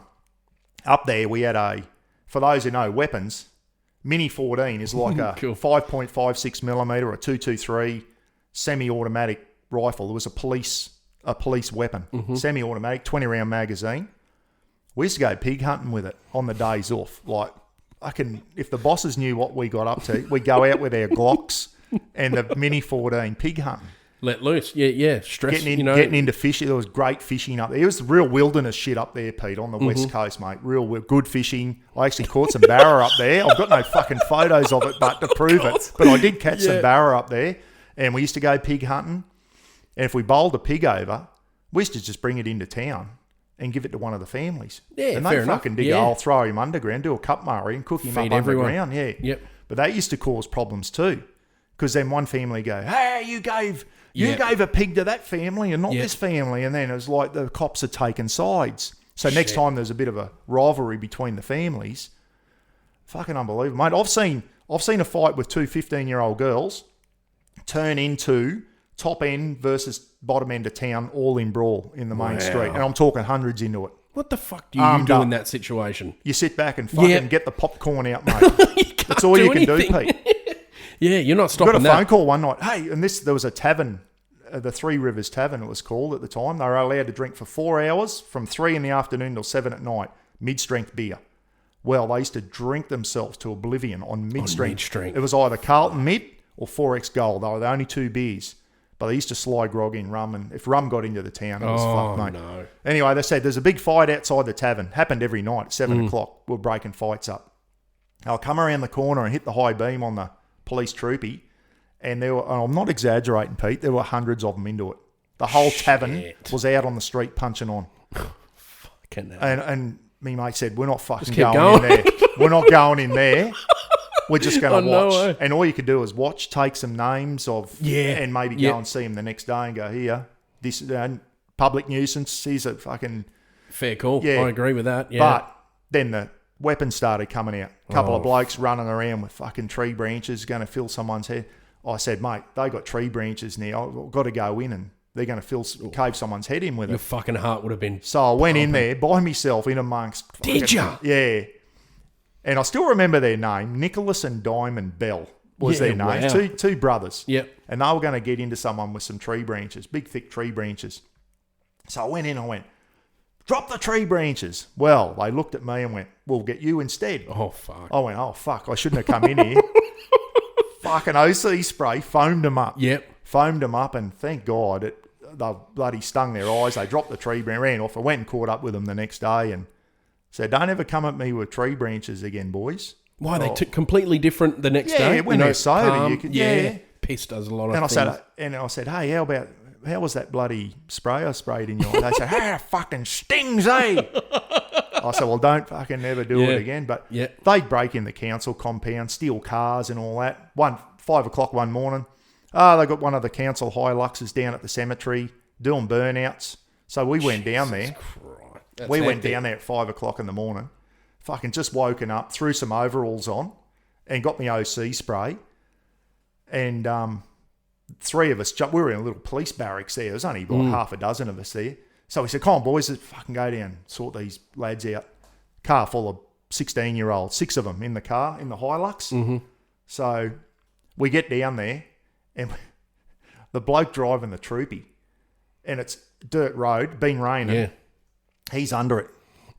And I said, Buckley, you better... His name was Buckley. I said, you better start slowing down, mate. Because we had them cornered. They're in a Hilux and we could see all these fucking wide eyes looking through the windscreen. And I said, mate, you need to get on the brakes. Anyway, hits the brakes and we just slid straight into them, straight into the front of the Hilux. They've reversed up and rammed us. Oh, shit. And then they thought it was aggressive. It's on. So we're out. They had the windows up. And he's trying to punch the side window. I said, don't you? I had me batting on me. So I've reamed a side window of the fucking, this council Hilux out and foamed, like emptied a canister OC spray in there.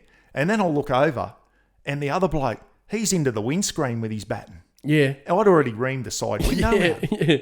Anyway, we trashed the Hilux and we dragged them out. They come flying out the windows and we got them. Bloody took them back to the police station, threw some water in their eyes and all that. Council come to pick their Hilux up that afternoon. What'd you do to it? Well, these little pricks are done to our Hilux. And I'm thinking, all the damage on that's from us. We rammed it. Reamed the windows out. There's OC spray all through it. The windscreen's fucked because Glenn has... And I said to him, mate, why were you into the windscreen with your bat? And he goes, I just got carried away. He said, I saw you ream. He said, I thought I'd do the windscreen. Anyway, that prick's an inspector now up in Cairns. And I saw him on the news the other night. Like, if only they knew. We all fucking connies together. And he's trying. Anyway, the council was spewing like, oh, the damage they've done to their bloody Hilux and that. I thought that was the coppers that did all that. Back onto the Mini 14. Council say to us, boys, you've got to start popping some dogs up here because all the dogs up there were almost wild, mate. You know, there was no control of them. They were getting aggressive to the kids and all that. They said, can you start popping some dogs behind the scenes if you're if you get the chance. So me and Matty Cooper, I shouldn't mention his name. Matty, if you want, he's not in the cops anymore, so it's all right. I can remember Matty. We go out for a pig hunt. We've got the QPS Mini 14. Yeah. If the bosses knew this, we would have been. So we go out with the Mini 14, Glocks in Cowboys footy shorts and a T-shirt and a Glock on the hip. She was the Wild West, mate, yeah. Anyway, we come across these dogs getting into a pig. So Matty goes, look, buddy, big boar, the dogs are getting into it. So I jump out with a Mini 14 and put 2 into the pig, kill that. And then Matty goes, do the dogs too. So we start popping the dogs because the council wanted to. They weren't like family pets, mate. They were just almost bloody wild friggin' things that used to roam around the community. Didn't have fur on them. They got mange and whatever. We started popping the dogs, and then we hear, hey, they're my hunting dogs. Oh, no. These blokes come out of the bush, Aboriginal guys. We shot their dogs. Oh. It was untidy, eh? Anyway, there's a photo on Facebook, and it's me. It's me with a dead pig in front. Yeah. And the locals, we just shot their dogs, and one of the Aboriginal guys, he's holding the Mini 14. We got a photo. And we smoothed it over with it. We said, we'll shout you a few 4X goals down at the tavern. For your dogs. Forgiving? Yeah, so they said, yeah, all right. That's all right. So after I left, Pete, this is where it gets serious. Someone got bashed up by his brother and said, the cops bashed me up. Well, the town went into a riot and they wanted to burn the police station down. Mind you, a couple of years beforehand, Palm Island, which is an Aboriginal community off Townsville, they did burn the police station down there, mate. It was a big deal. Jeez. So the cops are locked in the police station and they're all outside, Molotov cocktails. We're going to burn the police station down. We're going to do that. There was a couple of female coppers there. They were yelling out, we're going to come in there and rape you and all this type of stuff. Anyway, we're not going to mention his name because he's still in the coppers. Yeah. He, and I'd only been gone a couple of weeks by this stage, and the sergeant said if they get into the police station, we've got to start shooting them because they're going to kill us. Yeah. That's how serious it was, mate. Anyway, this bloke's got his dad's pig hunting rifle. It was a 6.5 Mauser, bolt action. So they're trying to hack their way into the side door of the police station. He yells out, get away from the door, I'll shoot. Well, they kept hacking with axes and that. So he's angled the gun up and he's put a 6.5 through the door and he heard them scatter on the outside. Got in the shit over that. Yeah. For using a civilian weapon in a major incident, mate. What's the difference though? Why? Why? Well, you meant to use supposed to use a police, either a Glock or if you're going to use a firearm in an incident, it has to be a police firearm, either a Glock or the Mini 14, which was the police weapon. I said, why didn't you use the Mini 14, you silly prick? He said, we had no ammo for it. We fucking used it all on the pigs. Because I used to go pig hunting with it every fucking day and they had no ammo left for the Mini 14. Oh, shit. So, yeah, he had to use a civilian weapon and he got in a lot of shit over that. But that's how serious it was. One of the girls there used to babysit for all the family. She used to love little Aboriginal kids. Yeah. And she said that people from that family that she used to babysit for were outside going, we're going to get in there and rape you, you bitch, when we get inside. Fucking, you don't hear about this shit on the news, Pete. You do not. No, they don't mention this shit on the news. And people will go, you're full of shit, Buck. Bullshit. This is what it happened. Yeah. Anyway, the bosses all flew in from Cairns and Brisbane and said, anyone don't want to be here? We don't blame you if you want to go. Wow. And the 2 girls there said, we're fucking out of here. Yeah. She said, if that's the thanks I get for babysitting for families and trying to be a good person to them and all that. When the tavern was open, Pete, fucking kids used to come down the police station in the afternoon hoping that we'd feed them. Wow. So I used to crank the barbecue up, put some sausages on, put a sausage on a bit of bread for the kids. Yeah. Because their fucking parents would be up in the tavern. And just give a fuck. Alcohol was more important than feeding their children, mate. Jesus Christ. When I went up there, I had a black motorbike. This is a great story. I love telling this one. I had a black motorbike. It was a Yamaha XT600, and I got it sent up to Arakoon. And I had some PVC pipe on the back of it to put my fishing rods in. Yeah. And on my days off, and I used to have to keep that in the fucking watch house locked up in a cell, mate, because they were eyeing it off as the only motorbike in the community, and they were going to flog it. Yeah, they were going to flog it, so I used to lock it in the cells. Yeah, so they couldn't get it. So they couldn't get it. But I'd go out And they all wanted to have a ride. All the kids wanted to have a ride on it. And I said, righto, I'll take you for a ride on one proviso. You go to school. Oh, You've got to go to school. Yep. Teacher comes down one day. She goes, I was wondering why we were getting so many kids to school. She said, normally we struggle to get kids to come to school. She said, you're bribing them to have a motorbike ride. And I used to. I'd have a lineup of 20 or 30 kids after work wanting to have a ride on my motorbike, mate. Yeah. And I'd take them for a dink around, I had a spare helmet. Yep. Take them for a 5-minute scoot around the community, and then the next kid would jump on and that. Oh, fast forward many years, I'm in the Townsville prison as a prison officer. Got some Mrbuckaroonie boys in there, in the big house, prisoners. Yeah. And one of them says to me, did you used to be a cop in Mrbuckaroonie?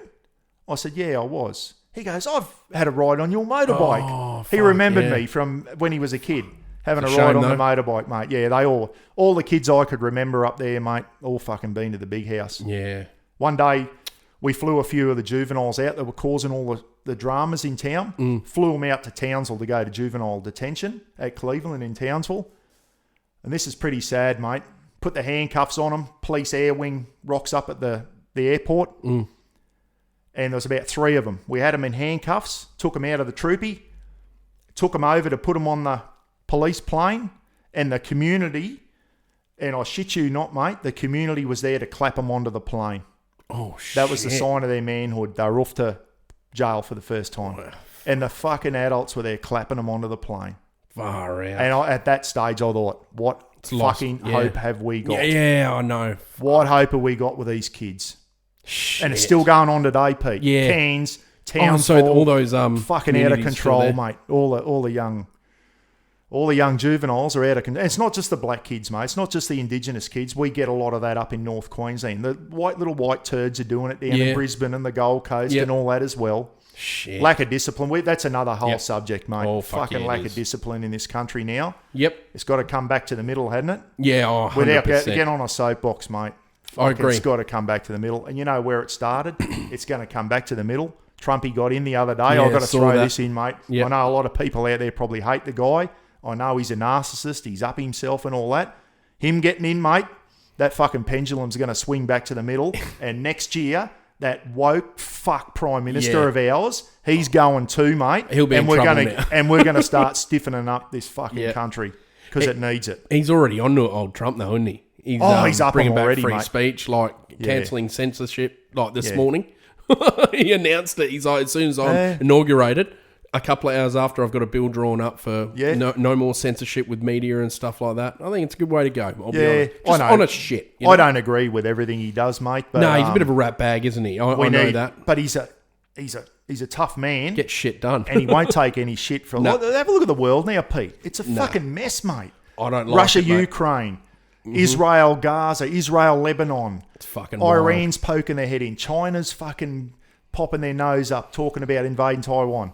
Well, now that Trumpy's back in, mate, some of these shitheads are going to go, maybe we won't fucking try him on. Yeah. Because he's the type of bloke who will bomb the fuck out of us, you know? No, I know. The world's a mess at the moment, Pete. It really is. But we won't talk any more about that because I know there's a lot of people out there hate Trump. Yeah, I'm no big pro-Trump sort of person. No, nor am I. I want change. The world needs a bit of stiffening up, mate. I agree. And I think he's the man to do it. And I'm not a fan of our current Prime Minister. I respect he's our Prime Minister. Got to show him some respect, but we're too woke now, mate. Yeah, mate. I'm sorry. I agree with that as well. I really do. You know, that's my opinion. Yeah. You're allowed to fucking have that, but it's like he said he talked shit about Trump too. So he didn't even take his phone call, I believe. Wouldn't Kevin Rudd's ass? He'd be doing the 50 cent, 5 cent thing now, mate, after he trash talked Trump when he got fucking Kevin Rudd.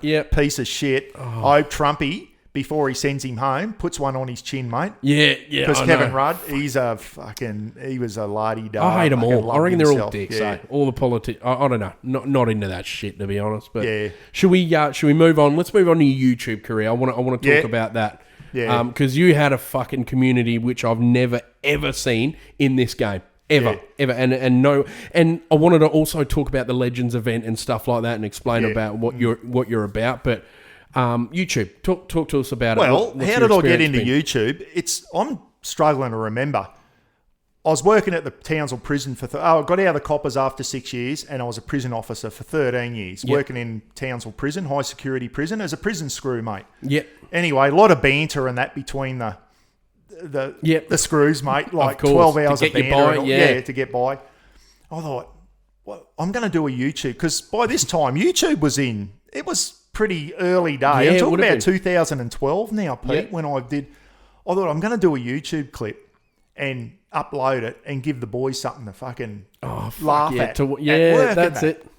So I did it on some sort of friggin' Camelback All Clear. It was so you can, when you're out camping or you're hiking and that, you get the water out of the stream and had a UV filter on the top so you could safe drinking water and that. Because at the time I was thinking of going back up to do Kokoda, which I did when I was in the army in 1995. I walked Kokoda and I wanted to go back and do it with my son. Didn't end up happening. Me, my son, and my brother were going to go and walk Kokoda together. We didn't end up coming off. So I had this thing so that I could have safe drinking water when we went up to Kokoda. I thought I'll do a YouTube clip on it because it's a neat bit of gear. Anyway, I showed the boys at work, and it was done on an old iPad. It was grainy as fuck. It looked like I filmed with a potato. Anyway, the boys at work are going, "You're a cockhead. Have a look at you. What a fuckwit." Anyway, but then they went, "Hey, that was good, mate. Do another one. Do another one." And I went, righto. So a bit of banter and that. And two of the boys said, "That wasn't too bad, mate. Do another one for us." And I was like, "Oh, all right. If I'm going to do another one, I've got to do it on a subject that I'm interested in." And I love me camping and all this type of stuff. And that's how I got into doing kind of reviews on camping gear type thing. And then it went from there. Not long after, probably a year into it, I bought a big yellow 95-litre fridge, mate.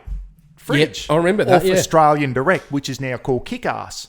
Fuck, is it really? I did not know that. That fridge is still going like a champion, mate. That must be 10 years old now. Shit. I did a review on it. Because you had it in the back of your yellow car. I remember you doing a little draw. Yeah, it was a yellow fridge and it was in the back of the old Nissan Tirano too. The T-Rex. That's it. I miss that little buggy. Fuck, it caused me some problems, mate. I couldn't get parts for it. It was like a Spanish import. It was a good little 40, but she had low range, and it was like a Pathfinder in a way. Oh yeah, Nissan Pathfinder. Anyway, Clayton gets onto me, and this is early days of YouTube, mate. Like, you know, glory what I mean? days. They were good days. You know, they were good days where it's just fucking getting done to death now. Sick of it. Clayton goes, "Mate, can you do some more reviews for me? I really enjoyed that." So Clayton was the first one to ever contact me about that. And who was he? Australian Direct? Yeah, gotcha. Australian Direct, which is now Kick-Ass. Yep. Clayton owns Kick-Ass now. I think it might be still officially called Australian Direct, maybe. But not marketed. But it's just marketed as Kick-Ass now, and Kick-Ass, great company, got some good gear. Mate, I went on for years, and I remember getting to 100 subscribers and going, "Fuck, I'm at 100 subscribers." People get that in a day these days. You know? This is back when YouTube wasn't a big thing, mate. You had to grind, didn't you? And you know what? Fucking I've ground for a lot of years, mate. And I did the hard yards, and now I find a lot of people are just opening the YouTube channel, and within 3 minutes they've got fucking merch and all this type of stuff. Yep. You got to do your apprenticeship, mate. You got to get out. You got to get out and make some clips, make some content. And this influencer, what a fucking load of shit that word is. I'm glad you said it. Yeah, content creator. I think you make creating content that people like. But you're not a fucking influencer. All these young Sheilas in their G-bangers on Instagram calling themselves influencers. They're fucking bad influencers on young girls. Agreed, That's mate. about all they are, mate. Perfect. I'm not even on Instagram now. It's pathetic, mate. Nah, it's turned to shit. It's it gone, really mate. Has, Bucko. Mate, back in the early days when you're on YouTube, it was people on there, I don't know, it's just, I used to go on a trip somewhere and just try and show people my part of the world. And I keep saying that. YouTube's great. I love watching you and Cam and some of the other the West Aussie guys here. We get to see your part of the country on YouTube, mate. You know, and people get to see far North Queensland with me and then all that type of stuff. So I've been at YouTube for a long time, mate, you know, and built up a bloody good community, mate. You know, where were we at? You were nearly 30,000? No, 23 and a half or something. Fucking hell. But you know what? Roz and I, a couple of years ago, went on a big trip. We got a off-road caravan. I wanted you to bring this up, mate. We're going to do the lab, mate. Anyway, build up. I did some great charity events and all. We'll talk about the charity stuff soon. But, mate, I was on that trip down. We went from far north Queensland all the way down into Tassie, into South Australia. Because you were planning on coming through, weren't you? We were. The weather did me in, mate. Yep. And the caravan, I made a bad choice on that caravan. It was too small. I was like a caged rat by the end of 6 months. Especially down in Victoria and that, mate. Like the bad weather. Yep. I just got sick of being in a fucking shoebox. Yeah, and it did me in. But at least you're honest about it, though, you know? Yeah. Don't carry it on for the fucking charade, mate, you know? No, and people on there going, oh, why aren't you doing this? You haven't even had the road. You haven't had the caravan off road yet. You're not doing this. You know, all we see is oceans. I always said from the start, we're going down the coast and then we'll do some inland stuff and all that type of stuff. Mate, I saw some places down in New South Wales I've never been before. I know you've got good beaches over here, mate. I'm not going to do a comparison. Who's got the biggest dick, you know, when it comes to beaches. Because we've got, it's West Aussie. No, we're joking. Yes, we've got some good ones. We're lucky. Don't worry about that, especially down Esperance, which I still haven't been to. Been to Albany, but not Esperance. Mate, New South Wales. There's beautiful. South of Sydney, mate. There's some stunning places. I want to get there. Oh, mate. Some of the beaches and the places south of Sydney down in southern New South Wales are stunning, mate. Absolutely. Can you drive on them or... No. That's the fucking advantage. That's the other thing, lucky, Queens. Mate. Fucking, I see you and Cam and them driving on beach. I think you bastards. We take it for granted, Fraser Island's about the only place you can drive on a fucking beach in Queensland now. Okay. There's a couple other little ones, but you blokes can just drive down on a beach and go. Yeah, as long as the tides, you're so lucky, and I just, you know, I see you camping by the beach and walk down in the morning out of the swag and throw a fishing line in, mate. I just think, bloody hell, you've got it good over here. Take it for granted. Yeah, I know. So, just got sick of the dickheads telling me and Roz how our holiday should be going. Yeah, mate. And it got to the stage where the GoPro got in the way of our holiday. Yep. And me and Roz had a couple of barneys over me wanting to fucking film all the time. Roz just wanted to enjoy... the holiday. Fuck, mate, and I'd be I'm the running same. around trying to create content. And I said to her before we went, it won't all be all about it. Yeah. Well, it did. I just put the blinkers on, trying to create fucking YouTube clips. Yeah. And it created a bit of, and it just got to the stage where I got sick of the dickheads in the comment section, it doesn't help, trolling. Mate. And, you know, I'd have a go. I got to Eden, which is the last town in southern New South Wales. Before you get into Victoria. Beautiful little town, mate. Beautiful town. And I saw a field there with some Aussie rules posts. And you know me, mate, I love the banter between the states. I fucking love it. Of course. Anyway, I see some Aussie rules posts and I'm walking and I show you the post. I said, hey guys, for those who don't know, I said, we're getting close to Victoria and they play this silly game down here. I said, they run around in tight shorts and jump on each other's backs. And I said, they got 4 posts. I said, it's the only game I know where you can miss and they still give you a fucking point for trying. Well, the Vics were up me, mate. Oh, shit. Fuck, they got butthurt. I was getting abusive fucking messages, mate. Really? Not just in the comment section of YouTube. Oh, personal. But to the Mrbuckaroonie via Messenger and that, mate. I'm unsubscribing from you. Fucking whoa. I just saw, come on, boys, harden up a bit. I'm fucking having a bit of banter with you. Yeah. Like, I know the Vics can take the piss out of rugby, you know, 3 blokes pushing, you know, one bloke pushing 2 blokes up 3 blokes' arse, all that shit. Well, I love it, mate. I love the banter between the thing. Eh? But the Vics get butthurt, mate. Like, I take the piss out of the cock, especially State of Origin time. Yeah. At State of Origin with the New South Welshmen, the cockroaches, I call them. Yeah. The banter bit, but they can take a joke, mate. But the Vics, they got thin skin. They got fucking thin skin, some of them. And I got some really... The other one too, this is how pathetic it is now, mate. My best ever on that trip. Funny there, we're sitting around a campfire one night. And I said to Roz... I think I know what this is going to... Yeah. So I'm a mad cowboy. North Queensland Cowboys supporter. So is Roz. Roz is born and bred in North Queensland, mate. Roz's eldest sisters were all born on Thursday Island. Roz is Torres Strait Islander. Yep. For those who don't know, the Torres Strait is a group of islands between the tip of Australia and Papua New Guinea. So that's the Torres Strait. Beautiful place, mate. And Roz's mum and dad were born, they were from the islands, mate. Yeah, beautiful. Roz's mum was born on a little, I want to go back camping on Nagi Island in the Torres Strait, mate. Just a special place. Anyway, the Dolphins came in. Redcliffe Dolphins, new team in the NRL. Anyway, one of the players in there, and he's one of their best players, Hemiso. They call him the Hammer. He's a Torres Strait Island boy. Fucking good player, mate. Yeah. Good player and fast. Plays for Australia. Got the green and gold jersey. Like, Hammer's a great player. Good shit. Torres Strait Island boy and really down to earth. So Roz goes, I think I'm going to go for the Dolphins now. I'm not going to go for the Cowboys because the Cowboys had lost a few. Yeah, and the Dolphins had won a few. Yeah. Roz goes, I think I'm going to go for the Dolphins now. So I did. On the next thing, I put up a thing and I go, and this is the only time I've done clickbait, mate, ever. And it wasn't. I did it to be funny. Yep. Oh, man, all you'd have to do, I told you at the time, all you'd have to do is look at your catalogue and know that you're not that type of guy. Oh, I know, there mate. would have been some shit involved. It would have been a laugh.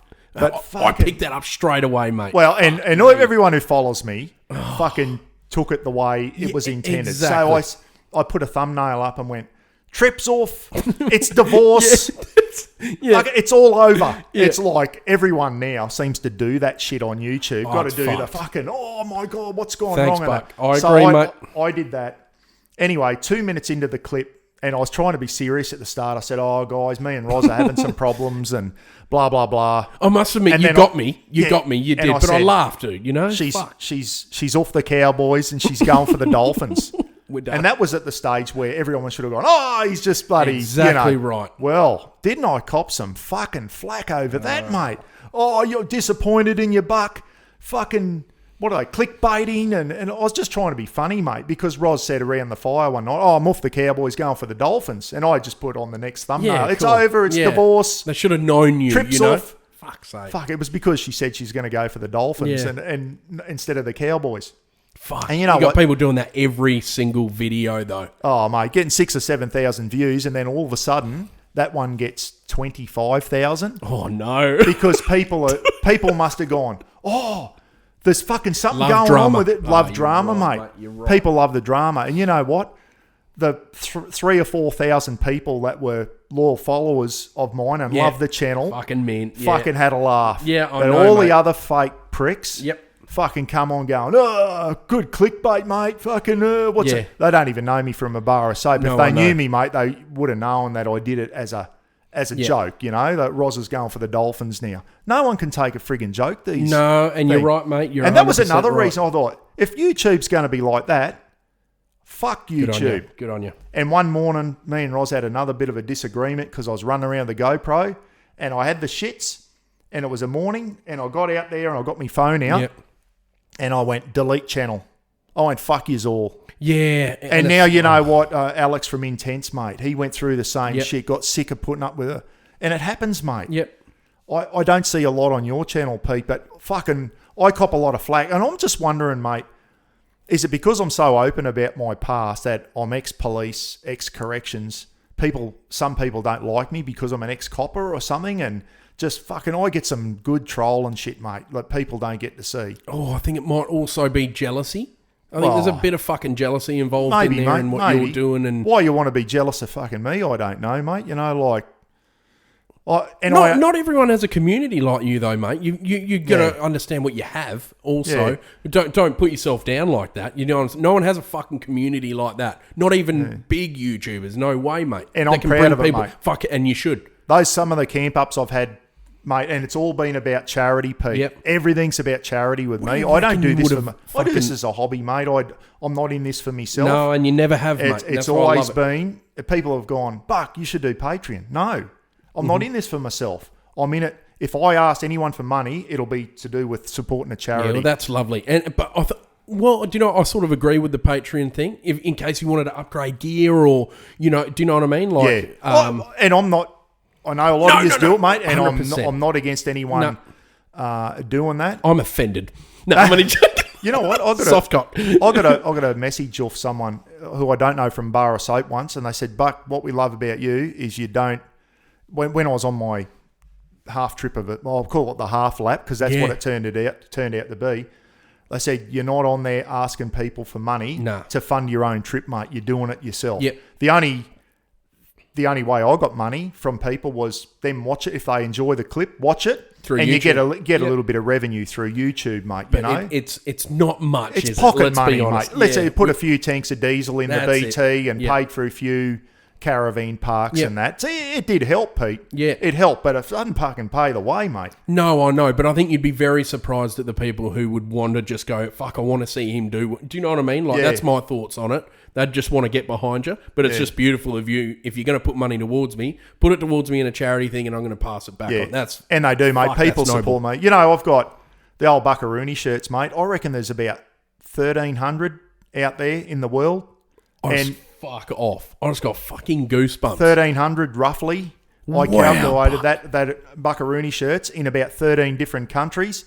And you know what, mate? You know how many cents I made out of those shirts for myself? I'm gonna Fucking say zero. Yeah, that's beautiful though, mate. I used to That's buy them awesome. for $30 off my suppliers, Brett Yep. from SMG and that.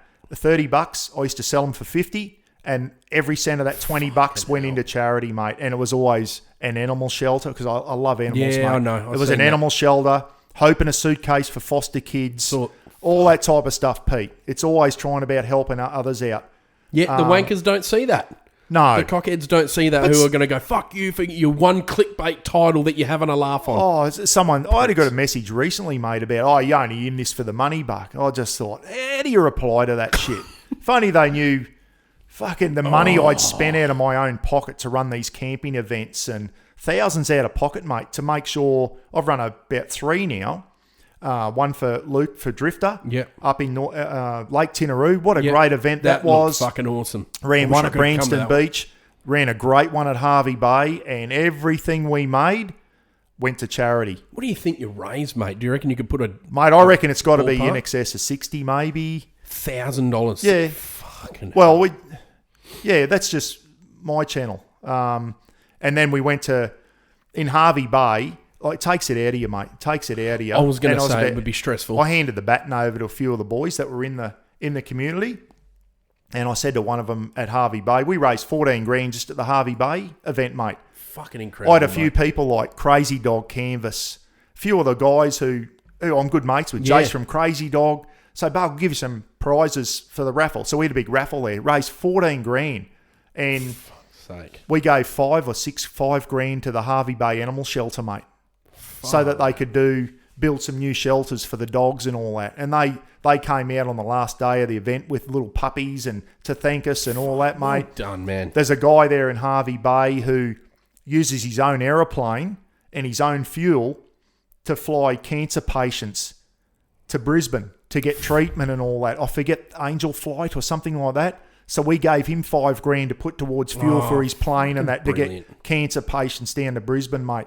There was a young lad there from the Boy Scouts who was about to go over and represent the Australian Boy Scouts overseas at a big scout jamboree or something. He came out and we hadn't planned on putting any money aside for him, threw the hat around.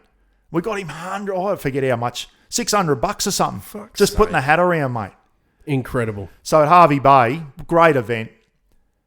I passed the bat. I said, who's going to pick the baton up and run with the next charity event? So there was 5 of them. And I'm going to mention their name because they're good mates of mine. They've got good little YouTube channels.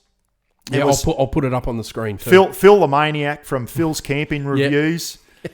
And these guys, we all do it as a hobby, mate. We do it. We're not in it for ourselves.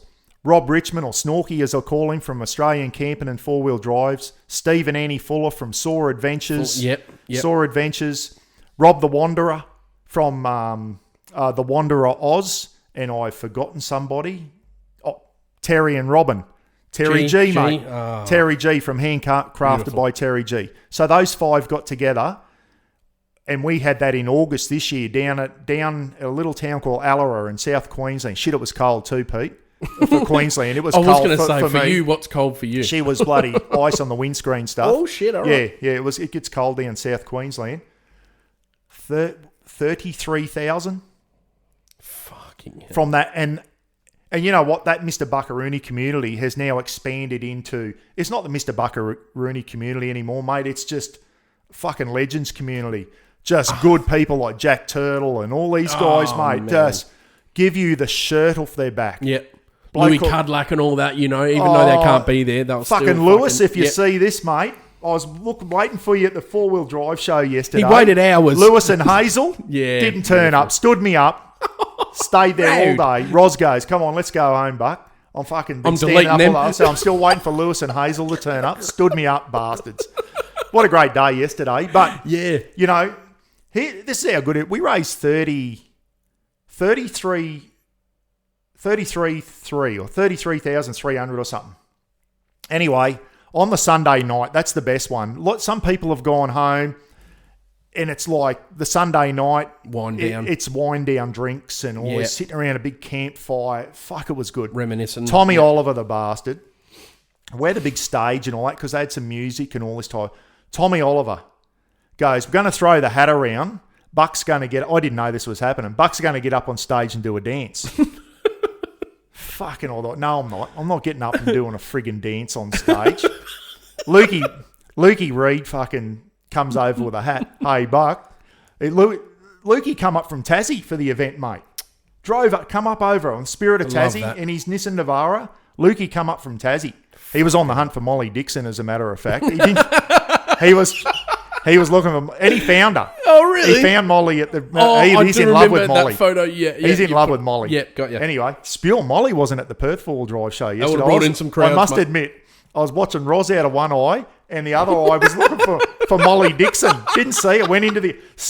Ros, we'll just go into the Iron Man thing. I just want to have a look at some Iron Man bull bars. I'm looking, Molly in here? Because they sponsor Molly. She wasn't there. Bitch. Anyway, good North Queensland girl. Yeah. Her and another girl, Jasmine Hardy, up in both Cairns girls. Geez, they create some good content, mate. Jasmine Hardy, guys. Does mud crabbing and stuff like that, quad bikes. And they've done some stuff together. Okay. Jesus, good to see a couple of North Queensland girls getting out and doing stuff that's nearly up there with Brody, mate. You know, I know, pretty good. Yeah, pretty good, they do. For two girls. Molly just did the old telly track in a Hilux by herself, mate. Just joined on with people and did the old telly track. Like, that takes some guts to do that. She does. People go, I only watch her butt because she's in a bikini. No, I don't. A lot would.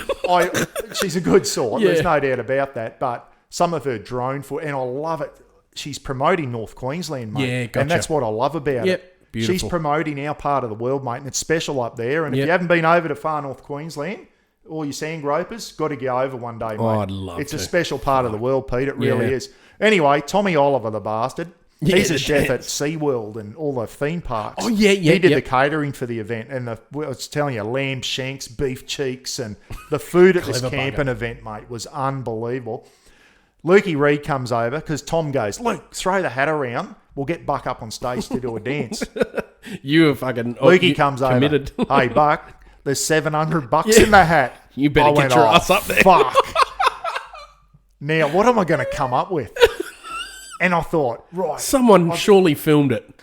It's on film, and I fucking hope everyone's deleted it.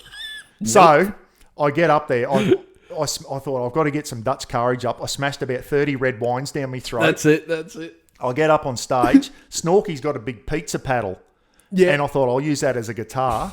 Snorky, give me your pizza paddle. I'm going to use it as a guitar. Yeah. And then I'll put a wig on. Someone had a wig. I said, give us your wig. I got up and did a fucking Angus from ACDC. Yeah, the old the Angus. So I chose the fastest and longest AC/DC song. Rob the Wanderer cranked it up. It was Let There Be Rock. It goes for like 6 or 7 minutes. So I made a bad mistake there.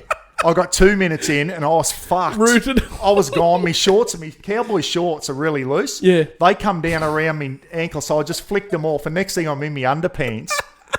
Fucking doing an Angus dance. Oh, and I'm rolling around on me back. Yeah, Angus whizzes around. Anyway, on the side, It was very, very embarrassing, mate, but that got $700. Oh, nah, good extra on you. Mate. And it's a lot of money, man. They gave half to Care Flight, who do all the rescue helicopter flights around that part of Queensland. The other half went to Southern Downs Animal Rescue. That all volunteers. Brilliant. And we gave them 16 or 17 grand, mate. They said this is more than we get in a year, and we can now build some animal shelters to house, because they try and save animals from death row and all that. Yeah, of course. And they foster it out. Said we can build some kennels now, and And hold them for longer. And hold them for longer and all that type of stuff. They were so thankful. And then 2 guys from the community, Rob the Wanderer was one of them, got up and I said, I think we had to make up. I said, I'm going to throw $700 in to even it up to 34,000 or something like that. I said, I'm going to throw $700, throwing 700 in out of my YouTube channel. Brad Howell goes, I'll go your halves, Buck. So it was $350 each. Brilliant. I said, 700. I said, we can do better than that. I said, let's make it 1,000. Jack Turtle goes, I'll throw 100 in. Someone else, Snorky goes, I'll throw 100 in. And Paulie Martin goes, I'll throw 100 in. So within 3 milliseconds, $1,000. Good. So 2 of the boys got their heads shaved, and I mean shaved, with a razor. Rob the Wanderer had a big thing. I got the thing out, and I just did a big Krusty the Clown. So he had all his hair around that. And nothing, missing in the middle. And then shaved it in the middle, so he looked like Krusty the Clown. Jordan Glennon shaved his head, and it was as rough as guts, mate. But another $1,000 straight to the animal shelter. And the 700, so we'd already given them a fair bit of money. The animal shelter went halves. Yep. And then we raised another 1,700. And I said to them, this is on the 10 minutes. The Sunday night or Sunday afternoon. I said, how about we give all 1,700 this to the animal shelter? And they said, yep. So within 10 minutes, mate, feeling giving it to me doing a silly bloody dance. Hey, can I interrupt you? Yeah. If anyone out there, anyone watching in the Bucko community has any footage of that, can you please send it to WA Camping Adventures? I'd love to put it on. I'm gonna Bucko. You can't. I may have it on my phone. You will send that to me. I'll put a millisecond up. Can I? You can pick the part. People have tried to put it on. Bobby Asser tried to put it on Facebook, but it keeps getting copyrighted because of the AC/DC thing. But I was going hard, Pete. I was going hard. I got 2 minutes in, and I was fucked. Like I was putting in the big ones. I said to Rob the Wanderer, I said, I'm out of puff, mate. I'm only 2 minutes in. I'm only good for 2 minutes. The first chorus. I'm only good for 2 minutes. They're furious, though. That 2 minutes is furious. Yeah, it is. And we go like a thrasher machine. But I stayed the full 6-7 minutes. Did ya? And at the end, I was rat shit, mate. Well done. Yeah. But anyway, it was for $700 for charity, mate. So... Although normally I wouldn't get up and make a goose of myself like that. Good on you, mate. But that's the shit we do in the YouTube community, mate, for charity. Yep. And I just wish more people would use YouTube for stuff like that. Yeah. Helping out animal shelters and, mate, and young girl, I ran a competition once when I had a big sale of Mrbuckaroonie shirts. Yep. And I loved, I said to the kids out there, a lot of kids follow me too, mate, and that's why I usually try and keep my clips family friendly. Yeah, where of course. I feel that. Yeah. Even though you don't talk like that in real life, you know, we swear like sailors, but you know, kids are watching. So I ran a competition and said, who can do the best picture of Rafa? And a young girl from Foster Tuncurry, New South Wales, sent me a beautiful picture of Rafa, and I said, you pick an animal shelter and I'll send you $1,000. And I did it for quite a few of the kids. Anyway, this young girl won $1,000 for a local animal shelter down there in Foster Tuncurry, mate. And we sent, and I used to go up the hill, Table Ends Animal Rescue, Paws and Claws, my local one in Innisfail, mate. Just all volunteer workers trying to keep animals alive. They usually are, aren't they? And I rock up with $1,000 of food, and here you go, and unbelievable. But my rugby league team, mate, the Townsville Chiefs, Masters Rugby League, for all us old fellas. Got involved, didn't they? Aussie, yeah. The Chiefs have raised well over $60,000 for charity now. Mate, going up to the hospital at Christmas with like thousands of dollars of all the young Indigenous kids from the communities and that, mate, that probably don't get a Christmas present. Yeah. And Russ and the boys from the Townsville Chiefs rock up at Christmas time.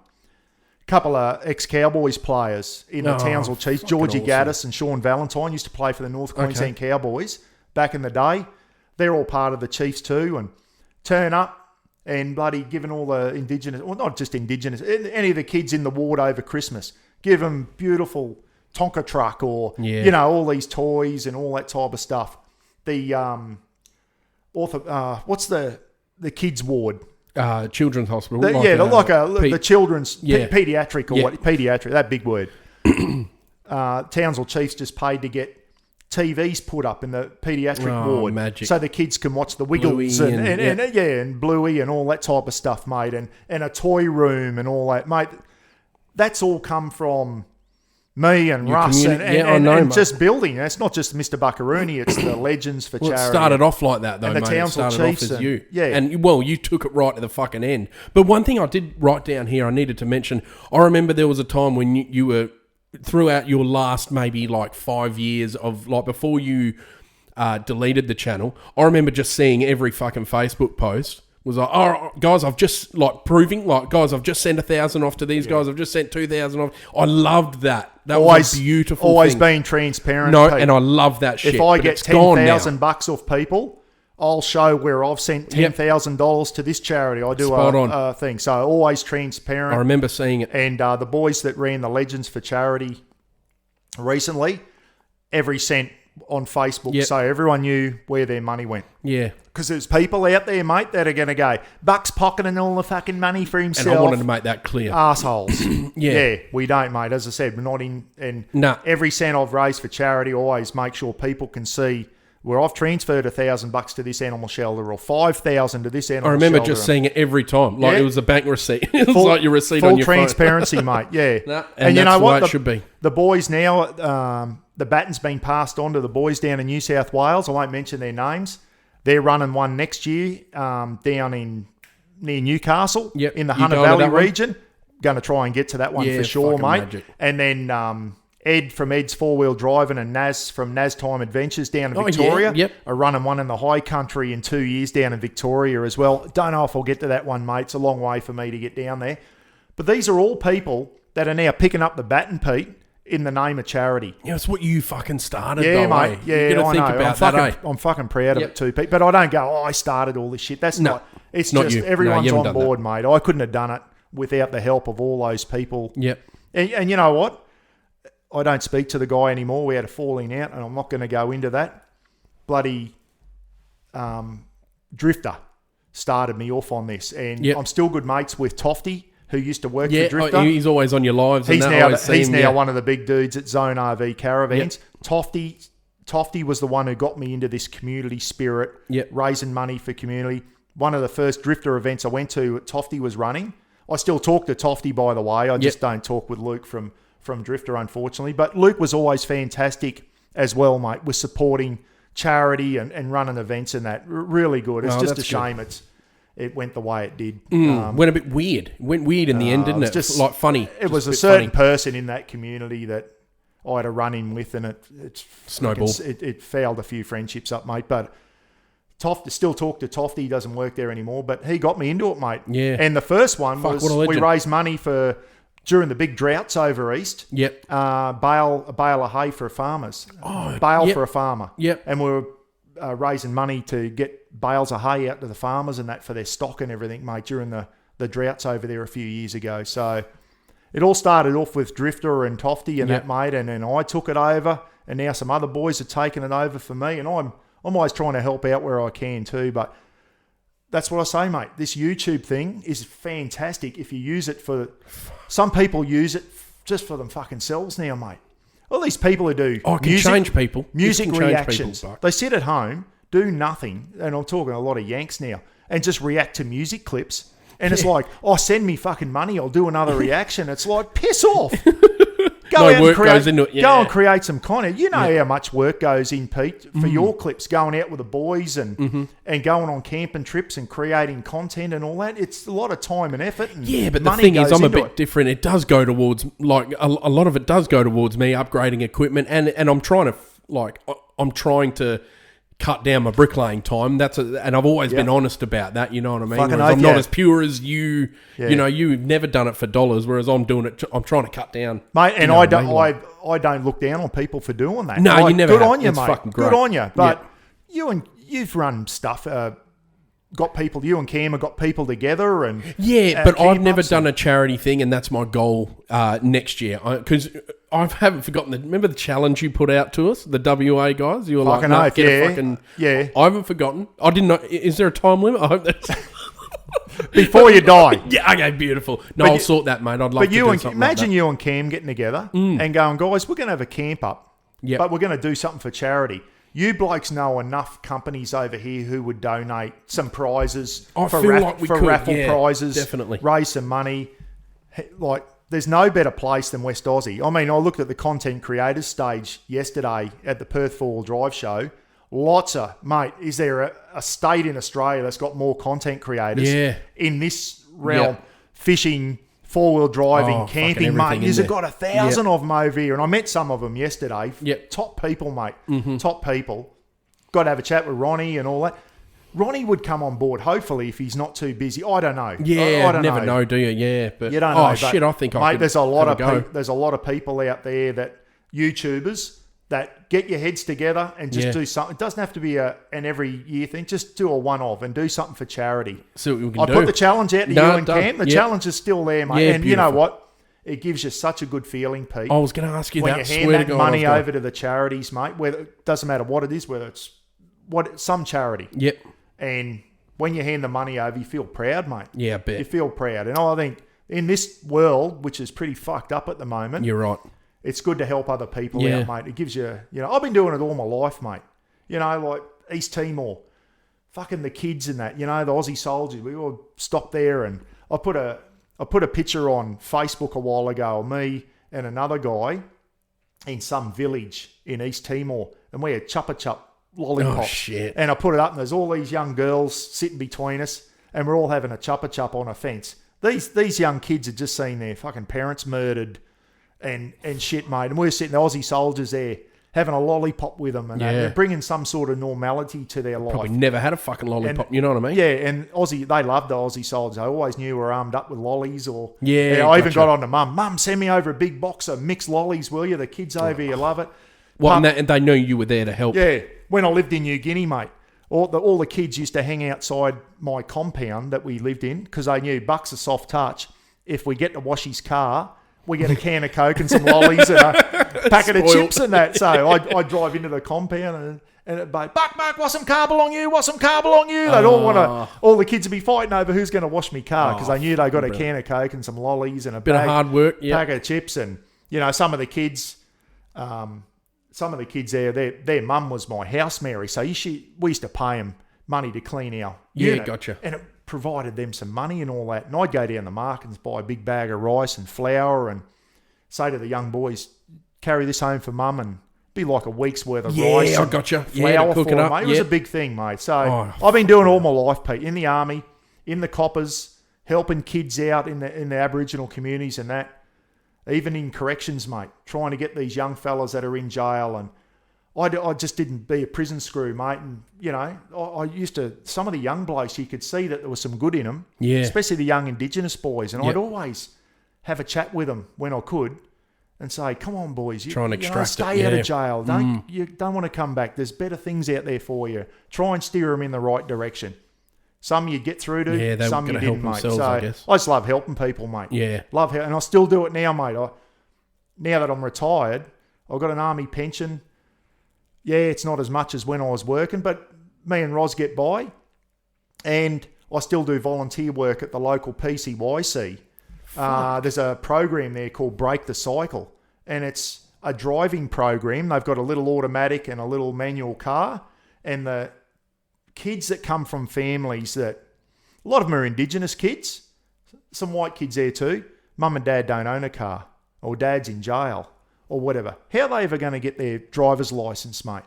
So I volunteer me time with some other people, and usually older people that are retired that want to fill their day in, mate. And we go and take these students out and teach them how to drive and help them get their 100 hours up to get their Ps, their provisional license. Because that then leads them unlocks to jobs, jobs, independence, all that type of stuff, mate. And I love it.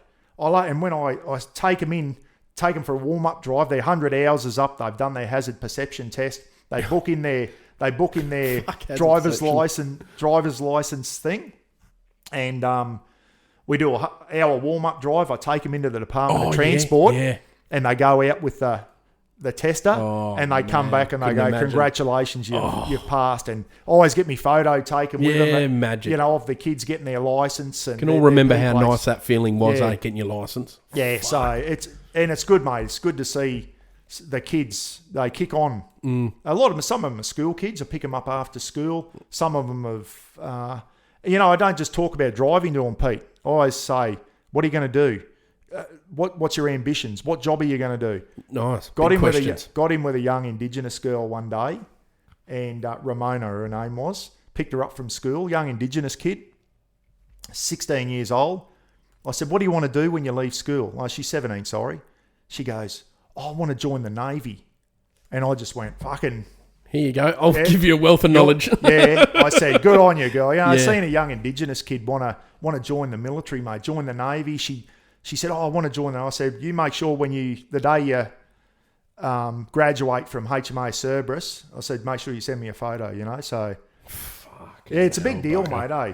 It's crazy, mate, because it's... I'm so glad that I've spoken to you today. I've learnt so much about you. I thought I knew a lot about you, to be honest, from what I've seen on YouTube, because you're so transparent about it. But there's so much more to know about you. I didn't know that. I didn't know there. Is it what's that? What's the word I'm looking for? Anthropology. Well, you give them back to people. Yeah, and that's it, mate. I think the world needs to do more of it, mate.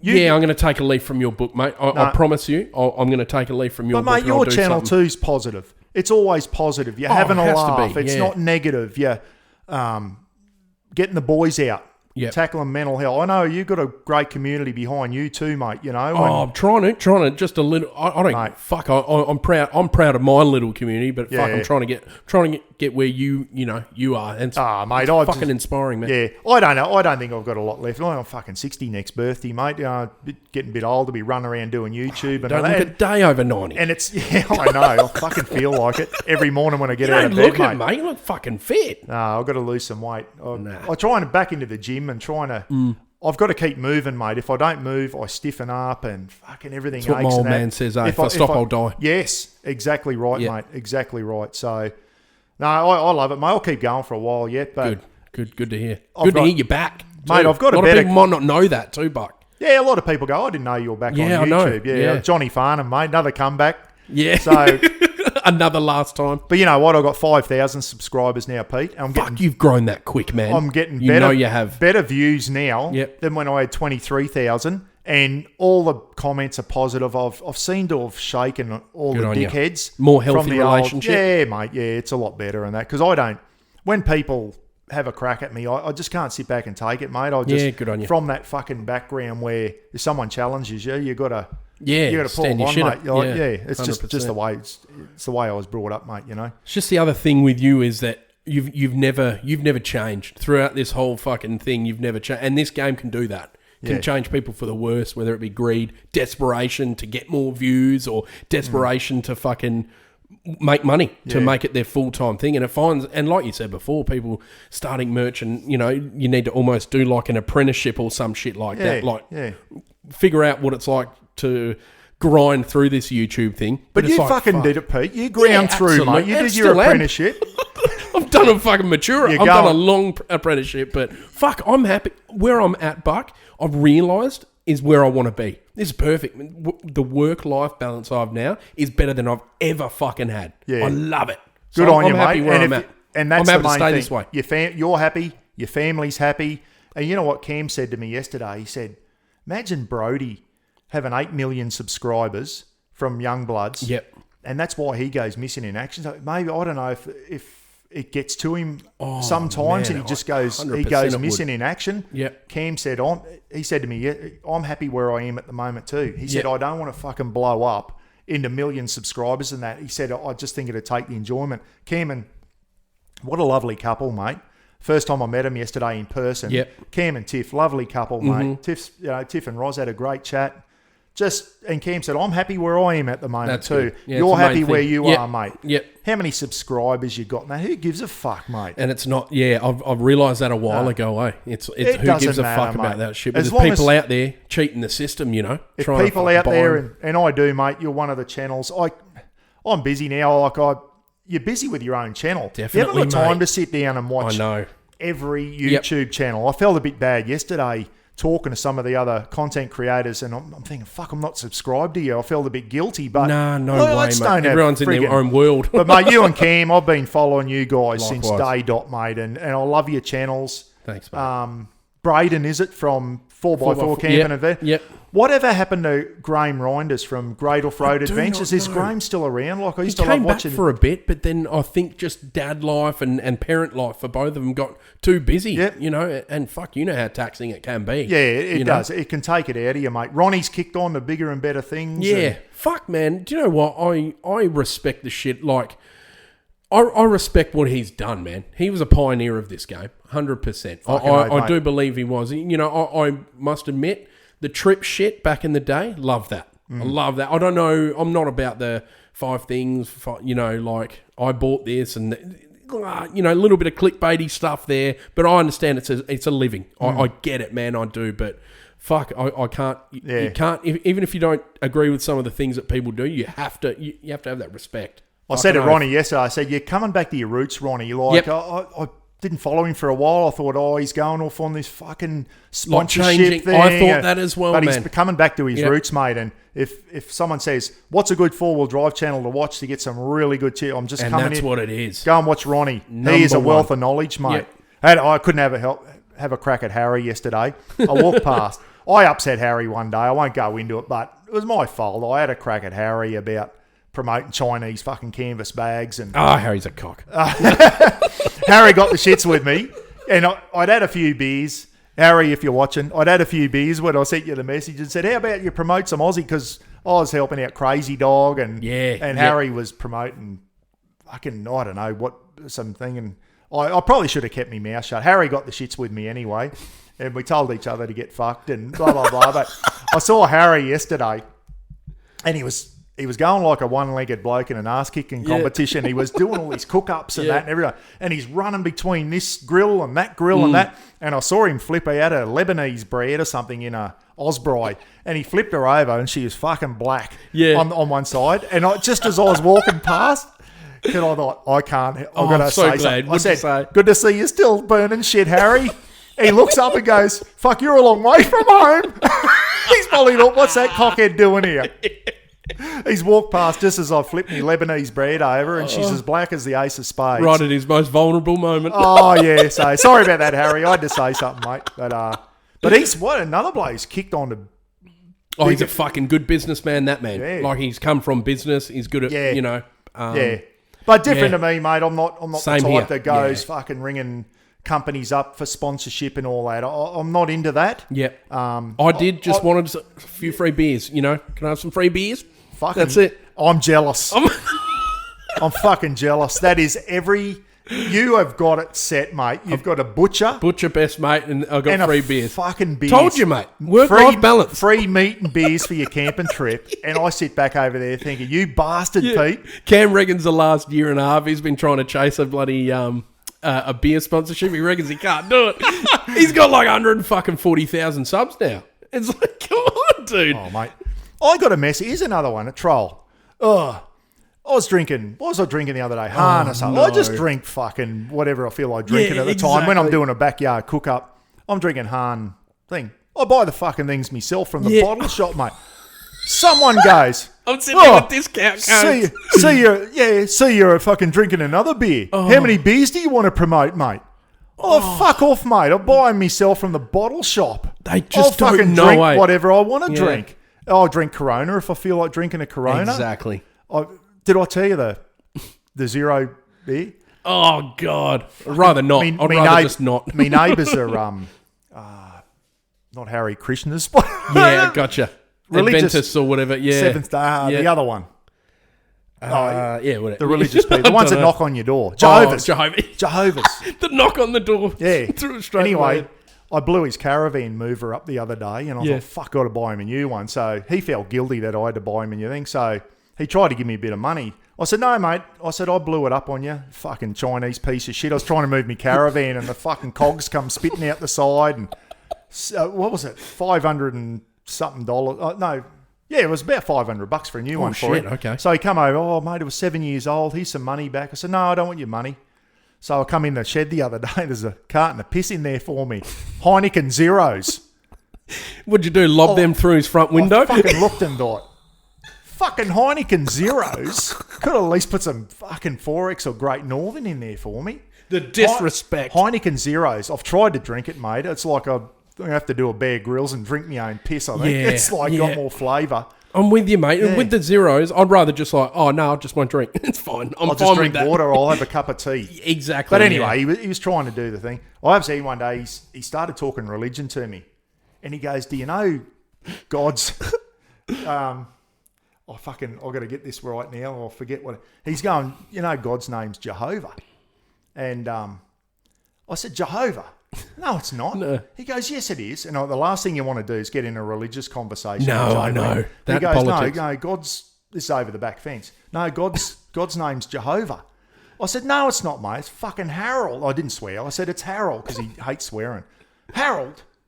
And I said, yeah, it's Harold. It's not Jehovah. He said, goes, how do you work? I said, our Father who art in heaven, Harold be thy name. And he just fucking shook his head and walked off. And he's never talked religion to me ever again. Good stuff. Because he goes, this bloke is a dead set diddly donk, knows nothing about religion. I'm not going to try and turn him. And he doesn't even try and talk religion to me anymore because he knows I'm friggin' hopeless at it. He can't be turned. Can't be, yeah.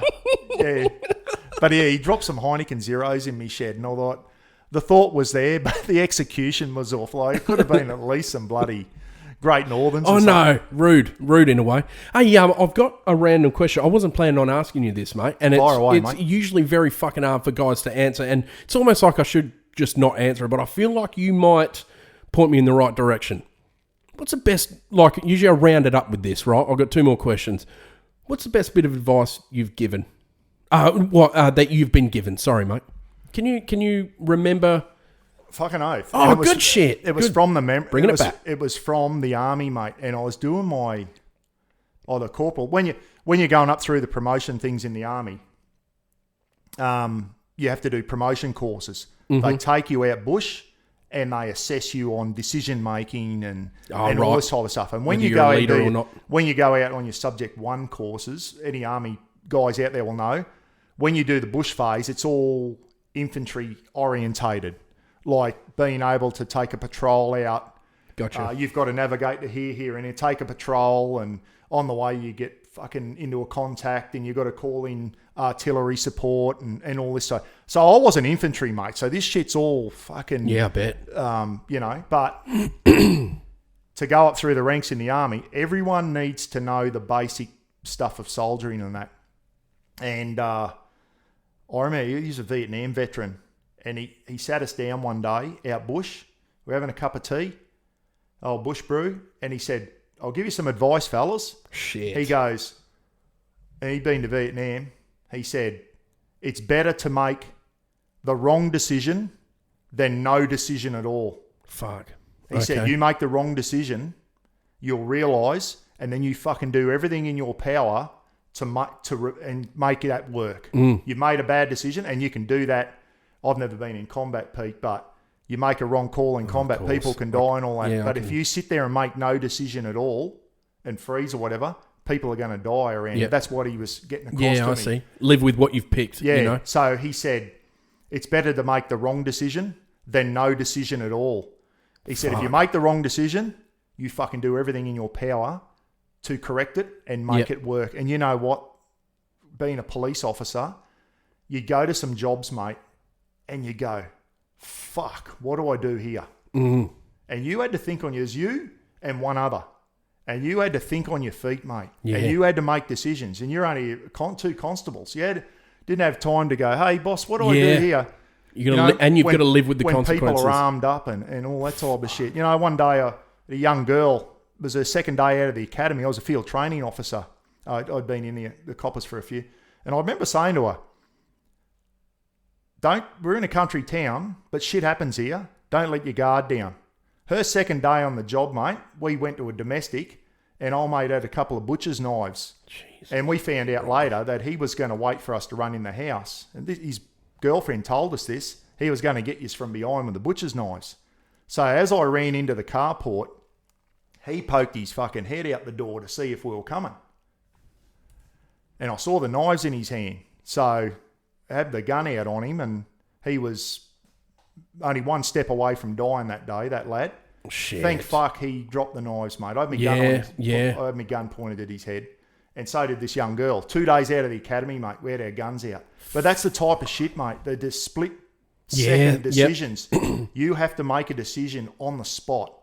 And mine was pull the gun out, give him the warnings to fucking drop the knives or he was going to die. Yeah. And he was looking at me. And that day I knew I had what it take to pull the trigger. Yeah. I fucking knew. I knew that day that I had what it to take someone's life, mate. Yeah. Like I thought, and I was going, drop the knives. And I was sitting there and the other side of me brain was going, he takes two more steps, he's fucking dead. Wow. So, decisions, mate. You got to make decisions. Yep. He dropped the knives. We handcuffed him. I said, you fucking silly prick.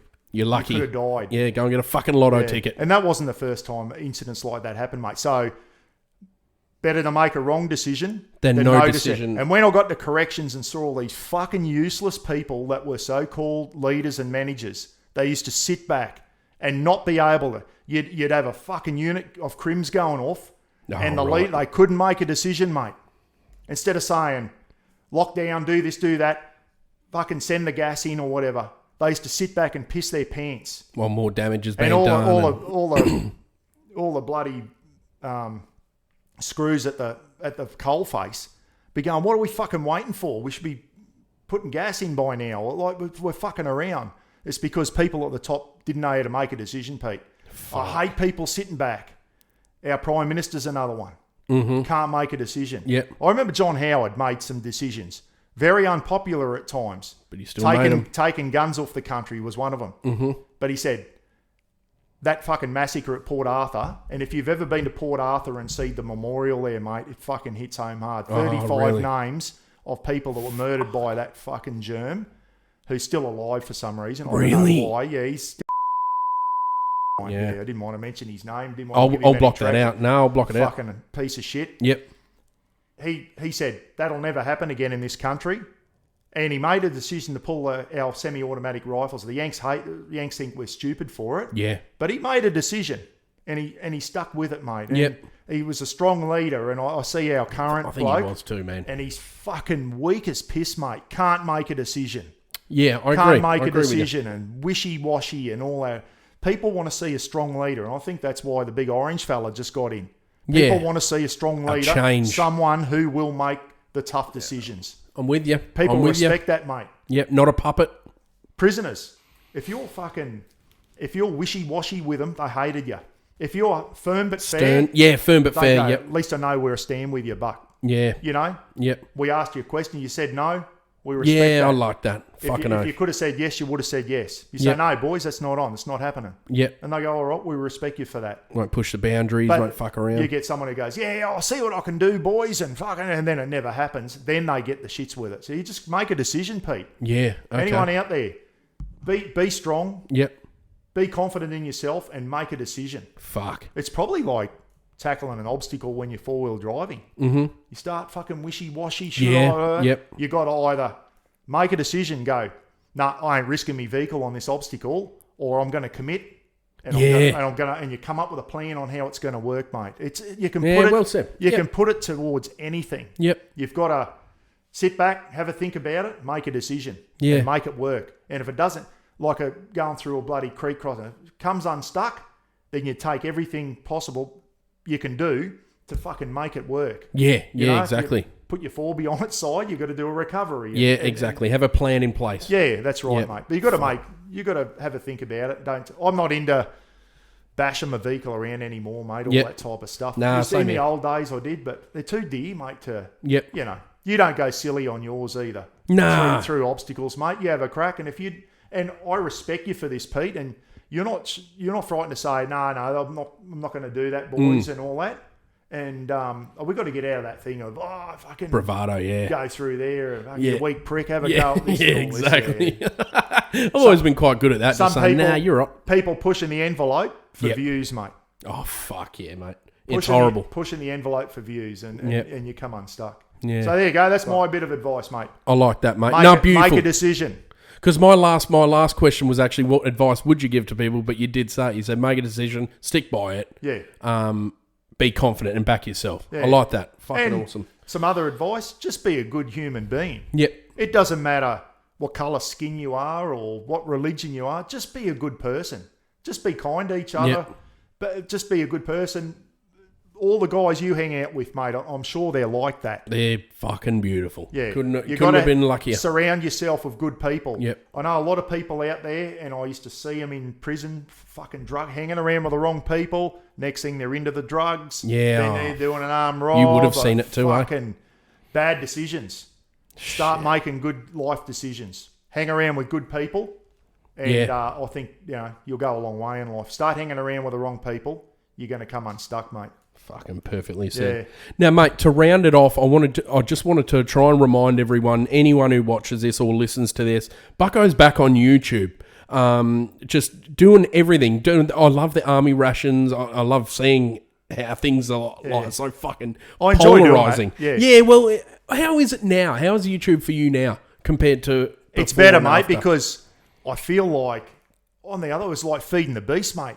Yeah. In the old it can one, fucking feel it was like I've got to do a YouTube clip. Now I go, I don't feel like doing a Yeah. YouTube clip, so I'm not going to do one. If I get on a roll and I feel like doing it, I do them. Yeah, But same I'm here. not putting pressure on myself now, mate. People go, oh, when's your next clip coming and that? Or when I feel like it. Yeah, it's perfect. You know, I love that. I'm not going back in. I love doing the live feeds, mate. That you need, fucking hell, guys! Can you get behind me here? You need to do a pod. Well, that is a podcast, but at least try and get that in audio so you can put it on Spotify and that. Because I'd love to listen to those live chats while I'm driving, traveling. Yeah, Great, everyone mate. said I should do podcasts now, but I just do live feeds, and I like having interesting people on to tell their stories. We got a good one coming up when I get back from West Aussie. Oh, Pete, good, mate. Talk about this, will you? With Slacken from 1969. He's a guy that started following me from Canada, and we've become good mates. Other side of Mark Boulian, he's from Toronto in Canada, and we're doing a 12-hour marathon on StreamYard. So it's like a video podcast. Absolutely. And every half an hour we're going to have special guests on. So me and Mark can't sit there talking about fucking beavers and grizzly bears for 12 hours. And Sasquatches and yowies and Hockey. that. Yeah. So we're going to have special guests on. Mm-hmm. And I said to the community, if you want to be on for a half hour, come on, give me a time slot. Everyone's got a story. Everyone's got a story, Pete. Doesn't matter what it is. Yeah. Sit down. Here's another bit of advice. Go on. Meet someone, sit down and listen to their stories, especially around a campfire. Oh, yeah. Fucking oath. You start listening to people and everyone's got a story. Talking to a bloke at the camp yesterday, he used to play, old fella, at the Smart Tech stand. Yep. He said, oh, hey, Buck, how are you? I've seen you on YouTube and that. Got talking to him. He said, yeah, I used to play rugby league in the old days in Sydney for the West Magpies, one of the proper, before it became the NRL. Used to play against fucking Tommy Raudonikis and all these hard nuts, mate. Like Tommy Raudonikis was known as one of the toughest footballers. Oh, right. Like the old days, like Jazelenko and the Aussie Rules. All them hard pricks in the old days, mate. And he used to play against them. And I thought, fucking how good would this old bloke? I know. Talking about playing rugby league in the old days when the old saying was, I can't run without a head. Love that. Fucking, he's just a tough old prick. And I thought, geez, I'd love to do a bit. So we're doing a 12-hour marathon, mate. You and Cam have got to try and sneak on there somewhere. I'd love to have you on. I'd be honoured. I'd be bloody honoured. Always love having a yarn. 12 hours talking shit, mainly camping, fishing. Yep. Not fishing on my behalf. I won't. Mike Blakely is coming on. He follows me from Colorado in the United States, Pete. Ex-US Marine. Oh, Mike's coming on for half an hour. We're going to talk about what it was like going through the US Marine Corps and all that, living in Colorado, brilliant. Mate. Awesome. Get him a good time slot, that one. Slacken's going to be on. I've got some pommy mates over there in England that follow me. Bloody Steve W. and Andy Riches and one bloke. Best name on YouTube, Scruffy Bollocks. Scruffy, if you're watching. I've got some great people watching me. I know, mate. Mike, bloody... Oh, my goodness, my... Oh, the amount of names, though, Bucko. Steve Wilkes is coming on. He's an Aussie, but he lives in Ensenada, Baja, Mexico. Oh, my God. So he's coming on the live feed. Yep. He's going to talk about what it's like to live as an Aussie living in Mexico, mate. Fuck, how good. He said no cartel stories, like questions and that, because it's a bit a touchy subject. Oh, shit. But I said, no, mate, we'll be talking, because he loves his camping and all that, and he slips up over the border into California on camping and four-wheel drive trips and that. So we're going to talk to Steve Wilkes. We got some good people coming on, mate. What a fucking great idea. Everyone's got a story, Pete. Yep. Listen to their stories. One of the reason why I fucking started this Everyman chat, because it's just the everyman who has a lot more fucking layers underneath, eh? And I've found out some fucking Mate, I've been listening to your podcast. I've still got it on my phone with Harry. I've got 11 minutes to go. I've been listening to that for 3 months now. Because I don't listen. I know, mate. I get it. I do get it. It's not for everyone. I've got to finish listening to the one you did with Harry and that, which was really, and I've still got it on the phone. That was a while ago. I've got to start downloading them and listen to them when I'm on, say, going for a 3-hour trip to Townsville to see mum or whatever, and listen to the podcast, because they're fantastic, mate, You need to get yours in all. I'm telling you, there has to be a way. There'd have to be a way that StreamYard, where you could get, obviously you could get the audio somehow. Fuck, you could nearly download it off of YouTube.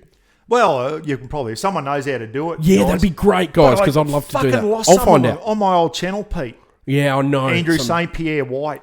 Oh, the best one I ever did was Stephen Bradbury, our first ever gold medal winner from the Winter Olympics.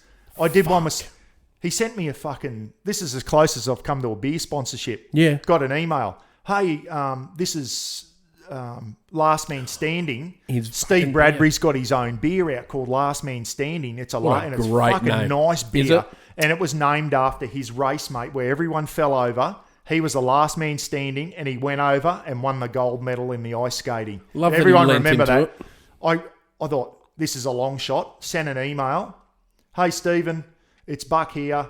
He said, mate, we want to send you a 6-pack of Last Man Standing and some stubby coolers to promote me beer and try and get it off the ground. Just want some YouTubers to get my name out there. And we do that. Stephen came on. I did one. And he showed us his gold medal at the end of the thing, mate. I fucking lost it because I threw my old channel in. Steve, mate, what a great... Telling us what it was like. Steve would do another one with me too, but I don't like to... he's probably thinking, oh, fuck, why does he want to do another one? Andrew St. Pierre White, I've done one. A great 2.5 hours with Andrew. Fuck. Telling us about his days in South Africa. Yeah. They're not unreachable now, though, You can't... you can recreate these now. I've sent one to Brody and... Yeah, I've sent one. I'll never get Brody. Wouldn't it be good to do one with Brody? He would talking be. about him and Jacko. Mental growing health. up I'd like to speak to him about that. Yeah, men's mental health, mate. I know we've worked a lot on that. Fuck yeah. Had a mate take his life last year, Fisherman Fecky, and they got me to get up on stage at this last camping event, mate. And I'd just been out to see his grave in Surat, which was my little hometown. Fucking seeing Fecky in the ground, mate, hung himself. Fuck. I was talking to him the day before. He said, Buck, got a camping trip coming up. Got some more leaves. A train driver. Used to drive the Westlander train. Fucking next day, Fecky's hung himself. Fuck's sake. And then you start going, what could I have said to him on the phone? Like he was as happy as Larry, mate. Oh, no. He just got some bad news, made a snap decision. And then they said, do you want to get up and... He was a big community member, mate. Fecky was always the first one to put his hand up to help me with my camping events. I got up on stage fucking howling like a baby. Couldn't keep it together, mate. No, I wondered that. Geez, I get emotional now. The older I get, Pete, I get emotional. Can't help it, mate. Fuck. No, my old man's like that as well, mate. Just been through too much. Been through fucking way too much. Yeah, I know. And for anyone out there, and I always tell people, fuck it, if any of the blokes and... We're talking about men's mental health. Roz says to me the other day, what about women's mental health? We go through shit. I said, now I know, and we probably bang on too much about men's mental health. Everyone goes through hard times, Pete. Definitely. Yeah. And I've always said, just quickly, mate, I've had 2 people. I had a bloke contact me one day. He said, Buck, today was going to be my last day on earth. He said, I'll put a Mrbuckaroonie fucking clip on. And he said, I snapped out of it. He said, I was going to take my own life. He said, I got you to thank for me still being alive. Fucked. I fucking rang him a few times after. I said, give me your phone number. And I rang him. I don't keep in touch with him anymore. Fucking some couple of blokes, they go through it, mate. He said, I was in a hole and I couldn't see a way out of it, mate. He said, I was going to take me life. He said, I went into the house and he said, I'll put one of your clips on. And he said, you snapped me out of it. Fuck, that's beautiful, mate. Yeah, so I thought, if I've just helped one person on my YouTube channel... You've helped a lot fucking more than that, mate. I know, mate, but it's worth it. If you help one person, you help people too, Pete, and you don't realise, not in the fucking... I'm gonna do more. I'm gonna take a leaf out of your fucking book, but... No.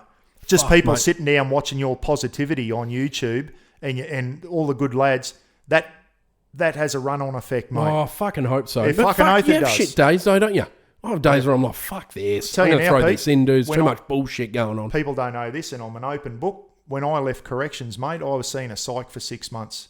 What, you had thoughts like that? No, I didn't have suicidal thoughts. No. Never. Just fucking... Could not control my fucking anger, mate. Yeah, interesting. Wow. And I'm not talking against other people. Just snap at the drop of a hat and break shit. And fucking door wouldn't open at home. Put my foot through it. Yeah. Roz said, go and see someone about it. Fucking or I'm out of here, mate. Fuck. I went and saw a psych for 6 months. And, since I've left that prison job, mate, I'm a new man.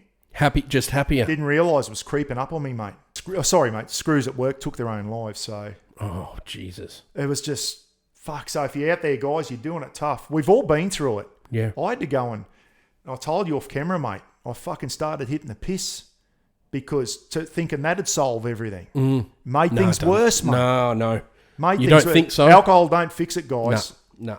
We can sit around a fire, have a chat around the fire, have a beer. Fantastic. But when you start using alcohol to solve your problems, fucking makes it worse, mate. Yeah. So there's some advice too, guys. If you're in that... I've been there. Don't do it, please. Yeah, I carry on in my videos. I talk about beer a lot. I do. I'm like, we're going to have a couple of beers, guys. Yeah. We do. But there is a fucking serious side to it. If you use... I don't really drink during the week, fuck all, I'll be honest with you, unless I, feel like having a couple of beers or whatever. Oh, sort of, No, but then, when I'm out with the boys, it's like, I love it. I think I like the camaraderie more, having beers with them. Then you do, you start... I don't know. I become happier and shit when I'm on the piss and stuff like that. We all do, mate. I get real jolly and stuff like that. But I think I'm smart enough in my head to know, oh, that's too much. Do you know what I mean? Like, usually after a camping trip, I'm like, whoa, fuck, all right. I've seen you pull up Dusty on a few mornings, eh? Especially when you hear that music in the background cranking, you think Pete's on it. He's on know it. You just and then you get up the next morning, like, oh, he looks fucking dusty. Yeah, and it's the last fucking thing in the world you feel like doing is filming a video. You're like, oh, maybe I'll just leave this day, eh? It's good, mate. It's we all have a beer. Yeah. But you've got to control it. It doesn't solve problems. No, mate. It makes them worse. It fucking amplifies your problems. And then we'll get on the piss and you anger it. Like, I couldn't control my anger, Pete. Yeah, wow. And I think went and saw the doctor. He said, mate, every job you've been in, police, army, corrections, everything you've had to solve has been through fucking violence. Trauma. It'd be a lot of trauma. Like in the prison. Fucking breaking fights up all the time and fucking units kicking off and having to go in with the riot shields and shit, mate. He said every time you never turn up at a job in the coppers, have a cup of tea with a lovely old couple, mate. No, you're it's hostile. fucking wrestling someone who's just bashed his missus up or something. So all that shit creeps up on. Yeah, the doc said, mate, he said, you need, What would you have had? PTSD? No, I don't know. I wouldn't say been. PTSD, mate. No. Maybe, I don't know. I'm not one of the, I got PTSD from shit, mate. I've seen some bad stuff, Pete. Yeah. But are you good at talking about it? Yeah, mate, yeah. The worst thing in the coppers was delivering death messages, mate. Fuck, that used to kill me. Going and telling a family someone's been killed in a car accident. Had to carry a young fella out of the jungle one day. He had a heart attack chasing pig hunting. And fucking lugged his body out of the jungle about a kilometre. Fucking mud. We had to winch put him on a stretcher and winch him up a hill at the end in the Misty Mountains up there. And I was covered in mud and fucking blood, all this weight a while. I'd ripped us apart, carrying him out. And took him to the morgue, lodged him in the morgue. And the senior sergeant said, the family want to come up and see the body. So he was an Asian lad. Fuck. Oh. No, because you put yourself in that position. Yeah, go and see your own kid. Fuck. No way, man. I couldn't do that. No one should see their kid off, mate. No. Some shit things, Pete, eh? Yeah. Yeah, it's fucking horrible. It's why you gotta enjoy it, eh? Gotta enjoy this life, eh? That's why now, mate, I'm glad I'm out of it. I'm in a lot better headspace you now. You fucking look it too, mate. Shit creeps up on you, I just talk about it now and I get upset, Oh, of course, mate. At least you're fucking manly enough to show that shit. You know what I mean? Don't fucking bottle it up. Yeah, which I guess you probably did for years and years. You become a sookie prick as I get older. I used to be pretty tough skinned. Now, fucking... And when you're a cop, you had to. You couldn't sit there and start fucking crying with a fan. You You know? Oh, of course. Even the prison, mate, you'd be in court and you'd see someone get sentenced to fucking 10 years and the family howling in court, and you just had to sit there and go, oh, fucking, you know. But now, I'll get a bit sooky over all that when I think back to that type of shit, mate. So, no, I did PTSD, mate. No, it's all right. That's why I try and remember the funny shit that happens in prisons, like wrestling blokes that are covered in shit. Yeah. Fucking some of the bronzing, the bronze whalers, people bronzing up. That bloke's covered in shit. Get in and wrestle him. Yeah, right. They fucking don't pay you enough money for that, mate. It's fucking... I did that one day, mate. He was nuded up. No clothes on, covered in shit. They said, he's got a razor blade. I said, we got to go in. Fucking, he's going to self-harm. We need 3 volunteers. And I was surrounded by young blokes. I thought, fuck, I've got to lead by example here. I said, right, I'll get on the shield. And they needed 3 for the shield team. We put on disposable overalls because he was covered in shit. And anyway, the cert boys had fucking sprayed him with OC spray right in the nuts. Yeah. So it started thing. Still burns. Yeah. Oh, okay. mate, yeah, burnt for hours afterwards. Ooh. We went in and smashed him with a right shield and got him on the ground, got the razor blade off him, and afterwards, I'm there typing up my officer's report, and I thought, oh fuck, I can smell shit. The old paper overalls must have ripped, mate. I fucking had his shit on me somewhere because I could smell, mate. But you know the worst thing, I went to a couple of bad dead bodies as a copper, and there were times where I had to come home from lodging dead bodies in the morgue that had been sitting in a car or floating in a river for a week, and just fucking pull my uniform off, mate, and throw her in the laundry tub with a fucking bucket load of disinfectant. Yeah. And I know we're pulling a dead body out of a boat and he's floating in the water, and Crowie went in to start moving and his fucking scalp floated off in the water, and Crowie got back to the police station. Next minute, he's come out of the shower with his T-shirt and fucking footy shorts on. Yeah. And he just got a bloody waste bag for fucking contaminated thing. And he fucking threw it in the bin. He said they can burn this. He had fucking body juice and shit all over his uniform. That's the type of shit coppers go through, Pete, and it pisses me off when you hear people fucking ragging on the cops because they got a speeding ticket or something. Yeah. Putrid pricks. They don't realise what cops and prison officers and shit have to go through, mate. Yeah. Some of the shit that goes on behind the wire in a prison, mate, most human beings couldn't put up with that. I couldn't imagine. Yeah, a lot of humans shouldn't have to, deal and see with that shit. But anyway, it's all behind me now, mate. I just bloody good on you, mate. Have a laugh a bit. And remember the good times. Wrestling on a bloke covered in shit. Most people think that horrific. Screws think it's fucking funny, mate. Some screws would go back for more. Turn the water off. That was fun. That's what we did. I told you. Yeah. That bloke we were wrestling with shit. They turned his water off, so let him crust up a bit. We'd have blokes. He's like white, like dog shit. Goes white. Oh, mate, they go. Some of them are bronze up. Oh. And then they think they go in and have a shower. Just turn the water off to their cell. And 2 days later, you'd see them, hey, boss, can you turn me water on so I can have a shower? And they'd be all crusty and that. But, mate, a lot of times there you'd be trying to talk through their little hole. Yeah. And they'd have to scrape the turd off their window so you could see them because they just splatter turds on their window. Putrid, eh? Mate. You see some of the worst stuff humans are capable of in a prison, mate. You really do. And but anyway, it was all good fun, mate.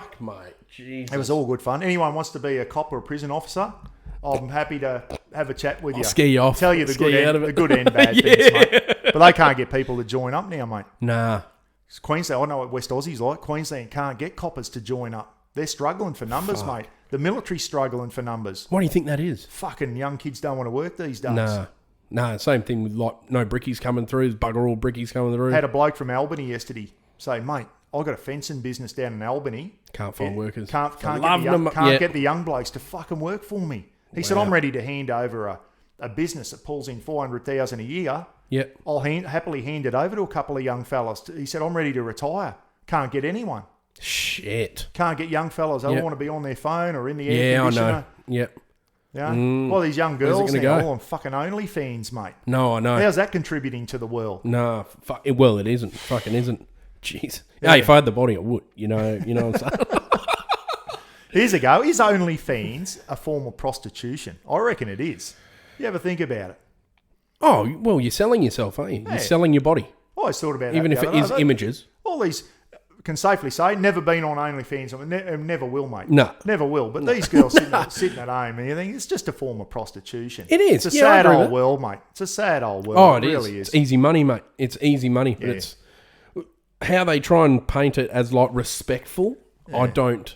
Let's call it what it is. Okay, Yeah. No worries. Make all that money, but let's not paint it as something it's not. Maybe that's what I reckon. You're selling your body, dude. I got a lot of opinions, mate. Opinions are like arseholes. Everyone's got one, mate. As they say. But let's respect them. Do you know what I'm saying? Let's fucking not have a whinge at people who think different to us. You know? On a more positive note, what are you getting up to after? Like, what are you getting up to while you're in Perth? How long are you in Perth for? Mate, Roz and I are going on a river cruise, and I'll have to check the time. I've got a river cruise booked at 2:30. It's going to take me 3 hours to get back into town. So it's 11:15. You're always going to run late. No, I'm right. Sorry, we've got a bit of time. So we flew in 2 nights ago from Cairns Perth direct. 4 hours 45. So she's a big country, mate. Yeah, it is, isn't it? Yeah, nearly a 5-hour flight from Cairns to Perth direct. We're staying in South Townsville. I was about to say then South Perth. And we're in South Townsville now. Almost.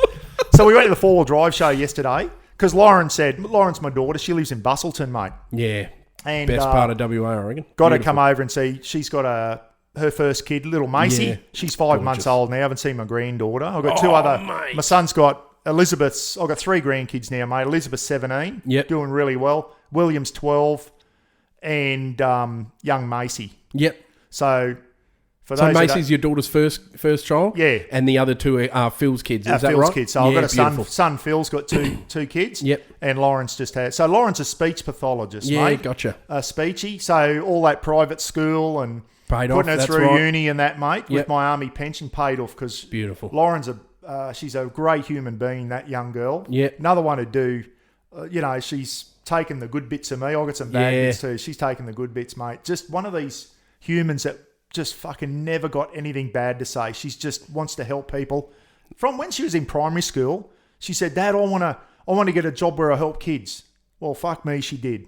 She's a speech pathologist down in Bustleton, mate, in the Margaret River region. Beautiful. And she teaches young kids that are having trouble, stroke victims that are having trouble with talking. Yeah. Speechies, there's a lot to it, mate. Interesting job. So she's still on maternity leave now, ready to go back to work now. So 4-wheel drive show yesterday, mate. We got in Thursday night. 4-wheel drive show yesterday. You today, which has been on the cards. Been good to see you, mate. This afternoon we're doing a Swan River cruise, me and Roz. Yeah. Roz is in town doing a bus, one of those double-decker bus trips around Perth. It. Yeah. So Roz is doing that while I'm here. By herself? Yeah. Oh, what a legend. Yeah. So she's there. Awesome. And so we're going to do the Swan River cruise this afternoon, just for a couple of hours. I think it goes from... you didn't answer that. Yeah, Barrack Street Wharf or something in the city. Yep. And it goes down to Freo and... Oh, man. And back okay, again that's going to be quite a good run. Yeah, so it's a couple of hours out on the Swan River, which is beautiful. Perth's a lovely city, mate. I love it here. Fucking driving out here this morning to see you. It shits over Brisbane and Sydney and Melbourne and that, mate. Yep. Perth's one of the best capital cities in Australia. It's a beautiful city. It really is, mate. Yeah, we're lucky, man. Yous are, mate. Yous are. So, and then, how long are you here for, though? Mate, going back? Fly out on the night of the 19th on the red eye back to Cairns. So... Oh, you've got like a good week and a bit. Yeah, mate, yeah, but it's all going to be down at Bustleton. Yep, lovely. Spending time with my daughter. Haven't seen her for a couple of years, mate. It's a big country. Love to see Lauren every week, but I can't. Yeah, I know. So going to spend time with Lauren and her partner, Buzzy. Yep. Lovely young... mate. You always want your daughter to end up with a good young fella. And Buzzy, mate. He's a champion. The future's looking bleak, though, mate. I'm frightened for but I'm going to bring her up in a way... Yeah. Hopefully she picks a good man. Young Macy, I think, is now Generation A. I think is that what it is Gen called? Z or Gen Z's finished now. I think Macy's Gen A. Interesting. That's where we need to reset the fucking switch, mate. Yep. I know. If you know what I mean. Yep. So hopefully young Macy and Lauren's Gen Y. So they'll, Lauren's got the smarts to, that Razor right. And down there too. It's beautiful. But Bustleton, mate, what a beautiful place that is. And Lauren's uncle... I divorced when I was in the army, when I was posted here in Perth at the SAS regiment, mate. I was married then, split up. Lauren and her mum stayed in West Aussie. Yep. I took off and Yep. whatever and ended up going back to Queensland. Lauren stayed in West Aussie. She was born in Queensland. I still remind her of that. So remember, you're still born in Queensland, Lauren. Remember your roots. Yeah. But she'll never leave West Aussie. She's down in Busselton now, speech pathologist. Yep. Buzzy's got a good job at one of the big holiday parks there, mowing the lawns and doing the handyman. He loves it, mate. Happy. Yeah, I'm going down to Busselton, mate. Beautiful. Cam and Tiff said they might come down next week because they want to check on their block of land. And we might meet up at the Shelter Brewery. Yeah, nice. And have a feed and a couple of shelters down there. I'll send some recommendations of like what to eat. I'm telling you, the potato pizza. Mate. Oh, mate, yeah. Incredible. Please do. Yeah, beautiful. Please do. But last time I was in Busselton, mate, the shelter, it hadn't been built, mate. No, you're and right. Lauren's uncle, You'll spin out. Lauren's uncle, Grant, Yep. who did 20 years in the Navy, was the mayor of Busselton, Grant Henley. I remember you So saying Grant that. was my ex-brother-in-law. Yep. So we'll catch up with Grant and Joe and whatever. Lovely guy, Lauren's uncle and that. So it's going to be good, mate. Yeah, good. A nice amount of time to relax. Yeah. And Roz and I we'll just sit around, spend some time with Macy and go out for coffees in the morning with Lauren and go for a drive to Margaret River. Me and Roz will probably do a few wineries and down in Margaret River, as you do. Mate, and you're filming a bit, eh? Yeah, just a little bit, Beautiful. mate. I want to see that day. You got to film that day. Yeah. No matter how pissed you are. I'll start it this afternoon, mate, with the river cruise and that, because a lot of people that follow me from New South Wales, Queensland, and whatever, which is and probably never been over here, mate. It's a big country. Yep. Have you ever been to Queensland, Pete? I've been to Queensland on a stopover. I forget where it was, but yeah, just the airport, and then we flew out again. So it's a big country, mate. Yeah, it is. Yeah. But for those who don't know, when I was here for the 4 years, Pete, I used to take my kids camping down at I know what you're talking. Honeymoon, is it Honeymoon Pools down near Collie? Yep. And I can't remember the other place. I'll think of it in a minute. I remember you saying something about dwelling up. I swear, dwelling up, mate. Yep. Yeah, everything ends in a YUP or UP down there, doesn't it? Which Aboriginal means by the water or something, I think. Yeah. All the up things. Yeah, Pemberton and next to dwelling up. Shut the fuck up. Have you been there? Is that a hint? Yeah. So no, not at all. No. But mate, when I lived in Perth, we used to take the kids. Phil and was living with me at the time. Yep. Phil went to Swanee High, which isn't there anymore, and then he went to Shenton College after Swanee High. Beautiful, yeah. Yeah, nice. So he hated Shenton College, but Swanee High he's got some fond memories of. And the kids still talk about the camping days down at Dwelling Up and Honeymoon Pools, and it was beautiful down there, that southwest of West Aussie, mate. It is. Fucking Pemberton, love that little town. Something about that little town I love. And then all the wineries down there, mate. Yep. It's pretty special. I've been as far north as we went on a fishing trip up to Port Hedland. Oh, yeah. And we visited, okay. when I was in the Army, we visited the Pilbara Regiment up there. Mm-hmm. There's an Army unit in Port Hedland called the Pilbara Regiment. Yeah. RF, Regional Force Surveillance Unit. And they do a lot of surveillance work and all that in the remote part. There's three of those units in Australia, mate. 51 Far North Queensland Regiment that do the Torres Strait and all that. Then you've got Norforce in Darwin that do surveillance of all that part of Australia. And then you've got the Pilbara Regiment. And they do all up around the Kimberley and that, mate. Wow. Yeah, fucking interesting stuff. Yeah, good stuff, mate. Great, 3 great units to be in if you're a soldier. Fucking incredible. Got a lot of Indigenous guys, Army Reserve Indigenous guys in those units that fucking know the place like the back of their hand and that, mate. So been up as far as Port Hedland on a fishing trip, and you'd be pleased to know I caught fuck all. A week up there, and I caught nothing. I got a shark. So comforting, mate. I got a shark I had an LV reel on me. Nice. And I got the shark towards the boat. Yeah. And it fucking took off on me, and the old LV reel just shattered on me. Nest. Fucking gone skid. So I caught nothing. Oh, it's comforting. But Jesus, not much. When you get north of Geraldton, mate, there's not much up there, is there? Nah, it clears out. Yeah, mate, she's pretty remote up there. But I've been as far north as the Pilbara and been down around the southwest. But you've done a decent amount then. Yeah, I've seen a fair bit of Australia, mate. I've been up the territory and all that type of stuff.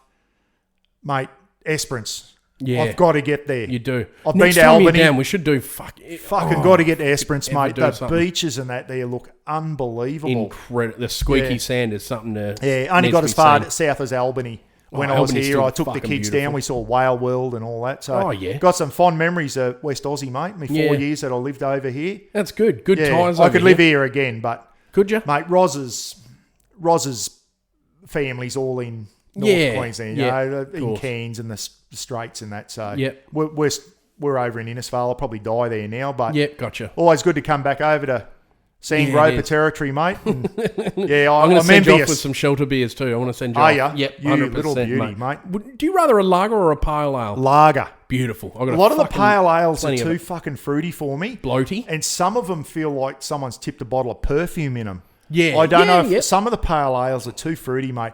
I'm going to send you with one, though, if you don't mind as well. Yeah, mate, yeah. I'll give you some shelters, but I want to give you also one. Yeah. Try it out, because I've changed over a bit, eh? I like the pales a bit more than the lager now, but the lager's nice. Yeah, I'm a lager person. I just like that mainstream type taste. Yeah, same here. And that's why I like that Last Man Standing beer that Stephen Bradbury's. Yeah.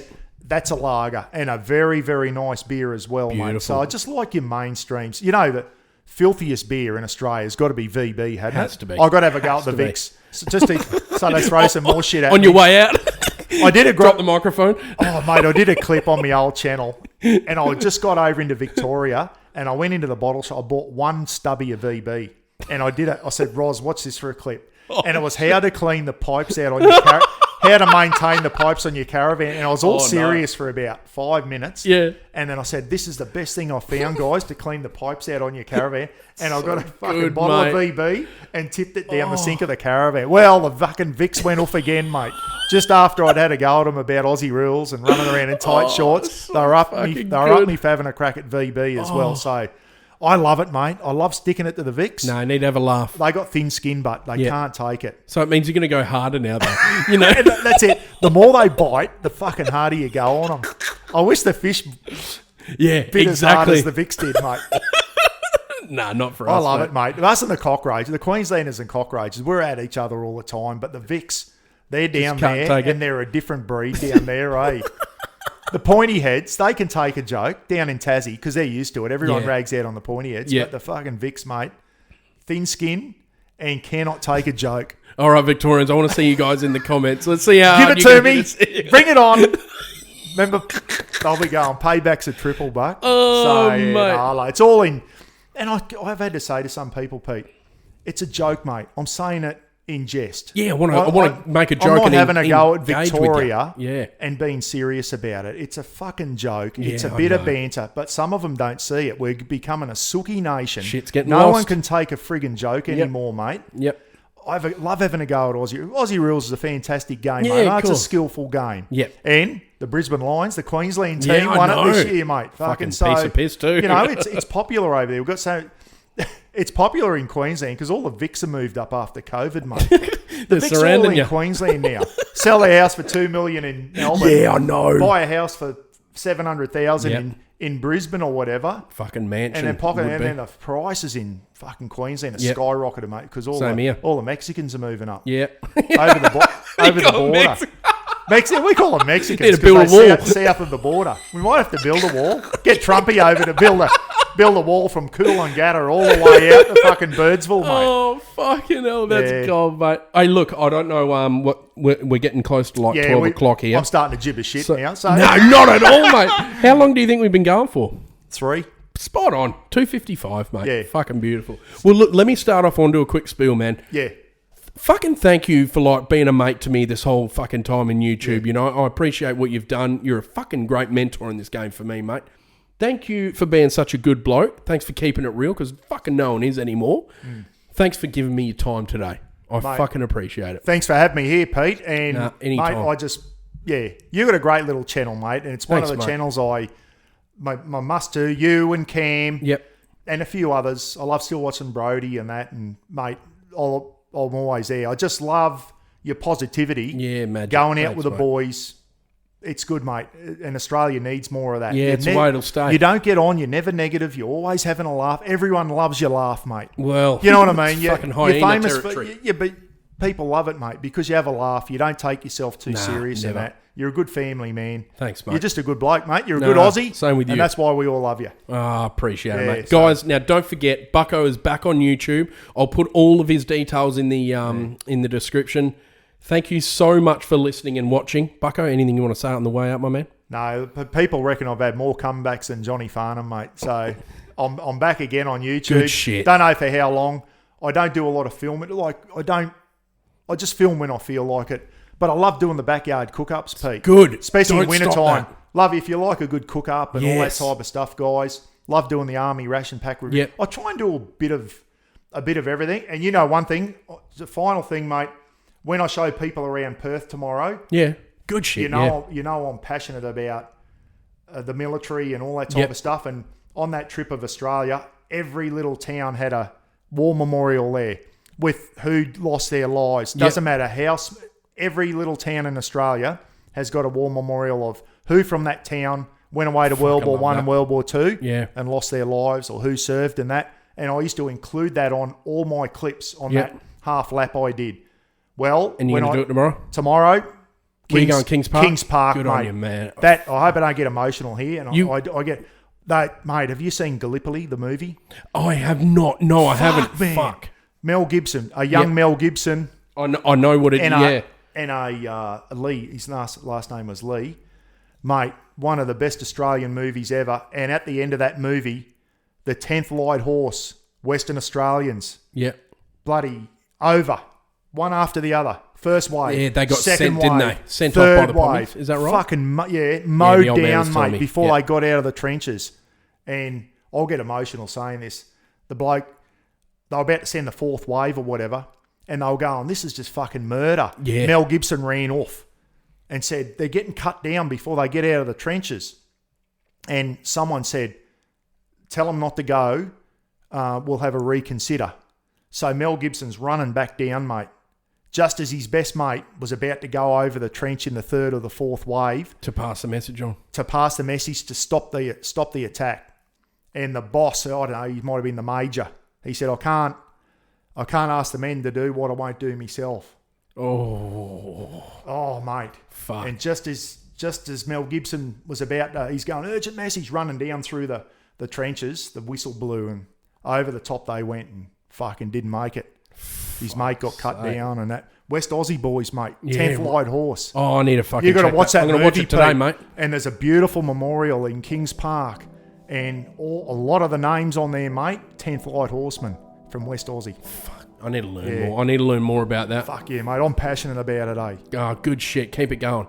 That's why we do Anzac Anzac thing Day, on the Pete. podcast, will you? Yeah. Get the audio. I promise you, man. Yeah. Everyone else will people love listening to this shit on road trips. Yeah. Get it on there. So guys, all the tell sand him. gropers, get out to Kings Park. If anyone's been to Kings, sure most of you have. Yeah, I've seen the memorial. Go to the It's bloody memorial and beautiful. see how many names are on there from 10th Light Horse, mate. Make you proud to be a West Australian, Pete. Oh fuck yeah! I'm gonna watch the I'm video. proud of it, and I'm a Queenslander, mate. Yeah. Fucking yeah. Thanks for having me, mate. Hey, thank you, Bucko. Bloody legend. Good on you, mate.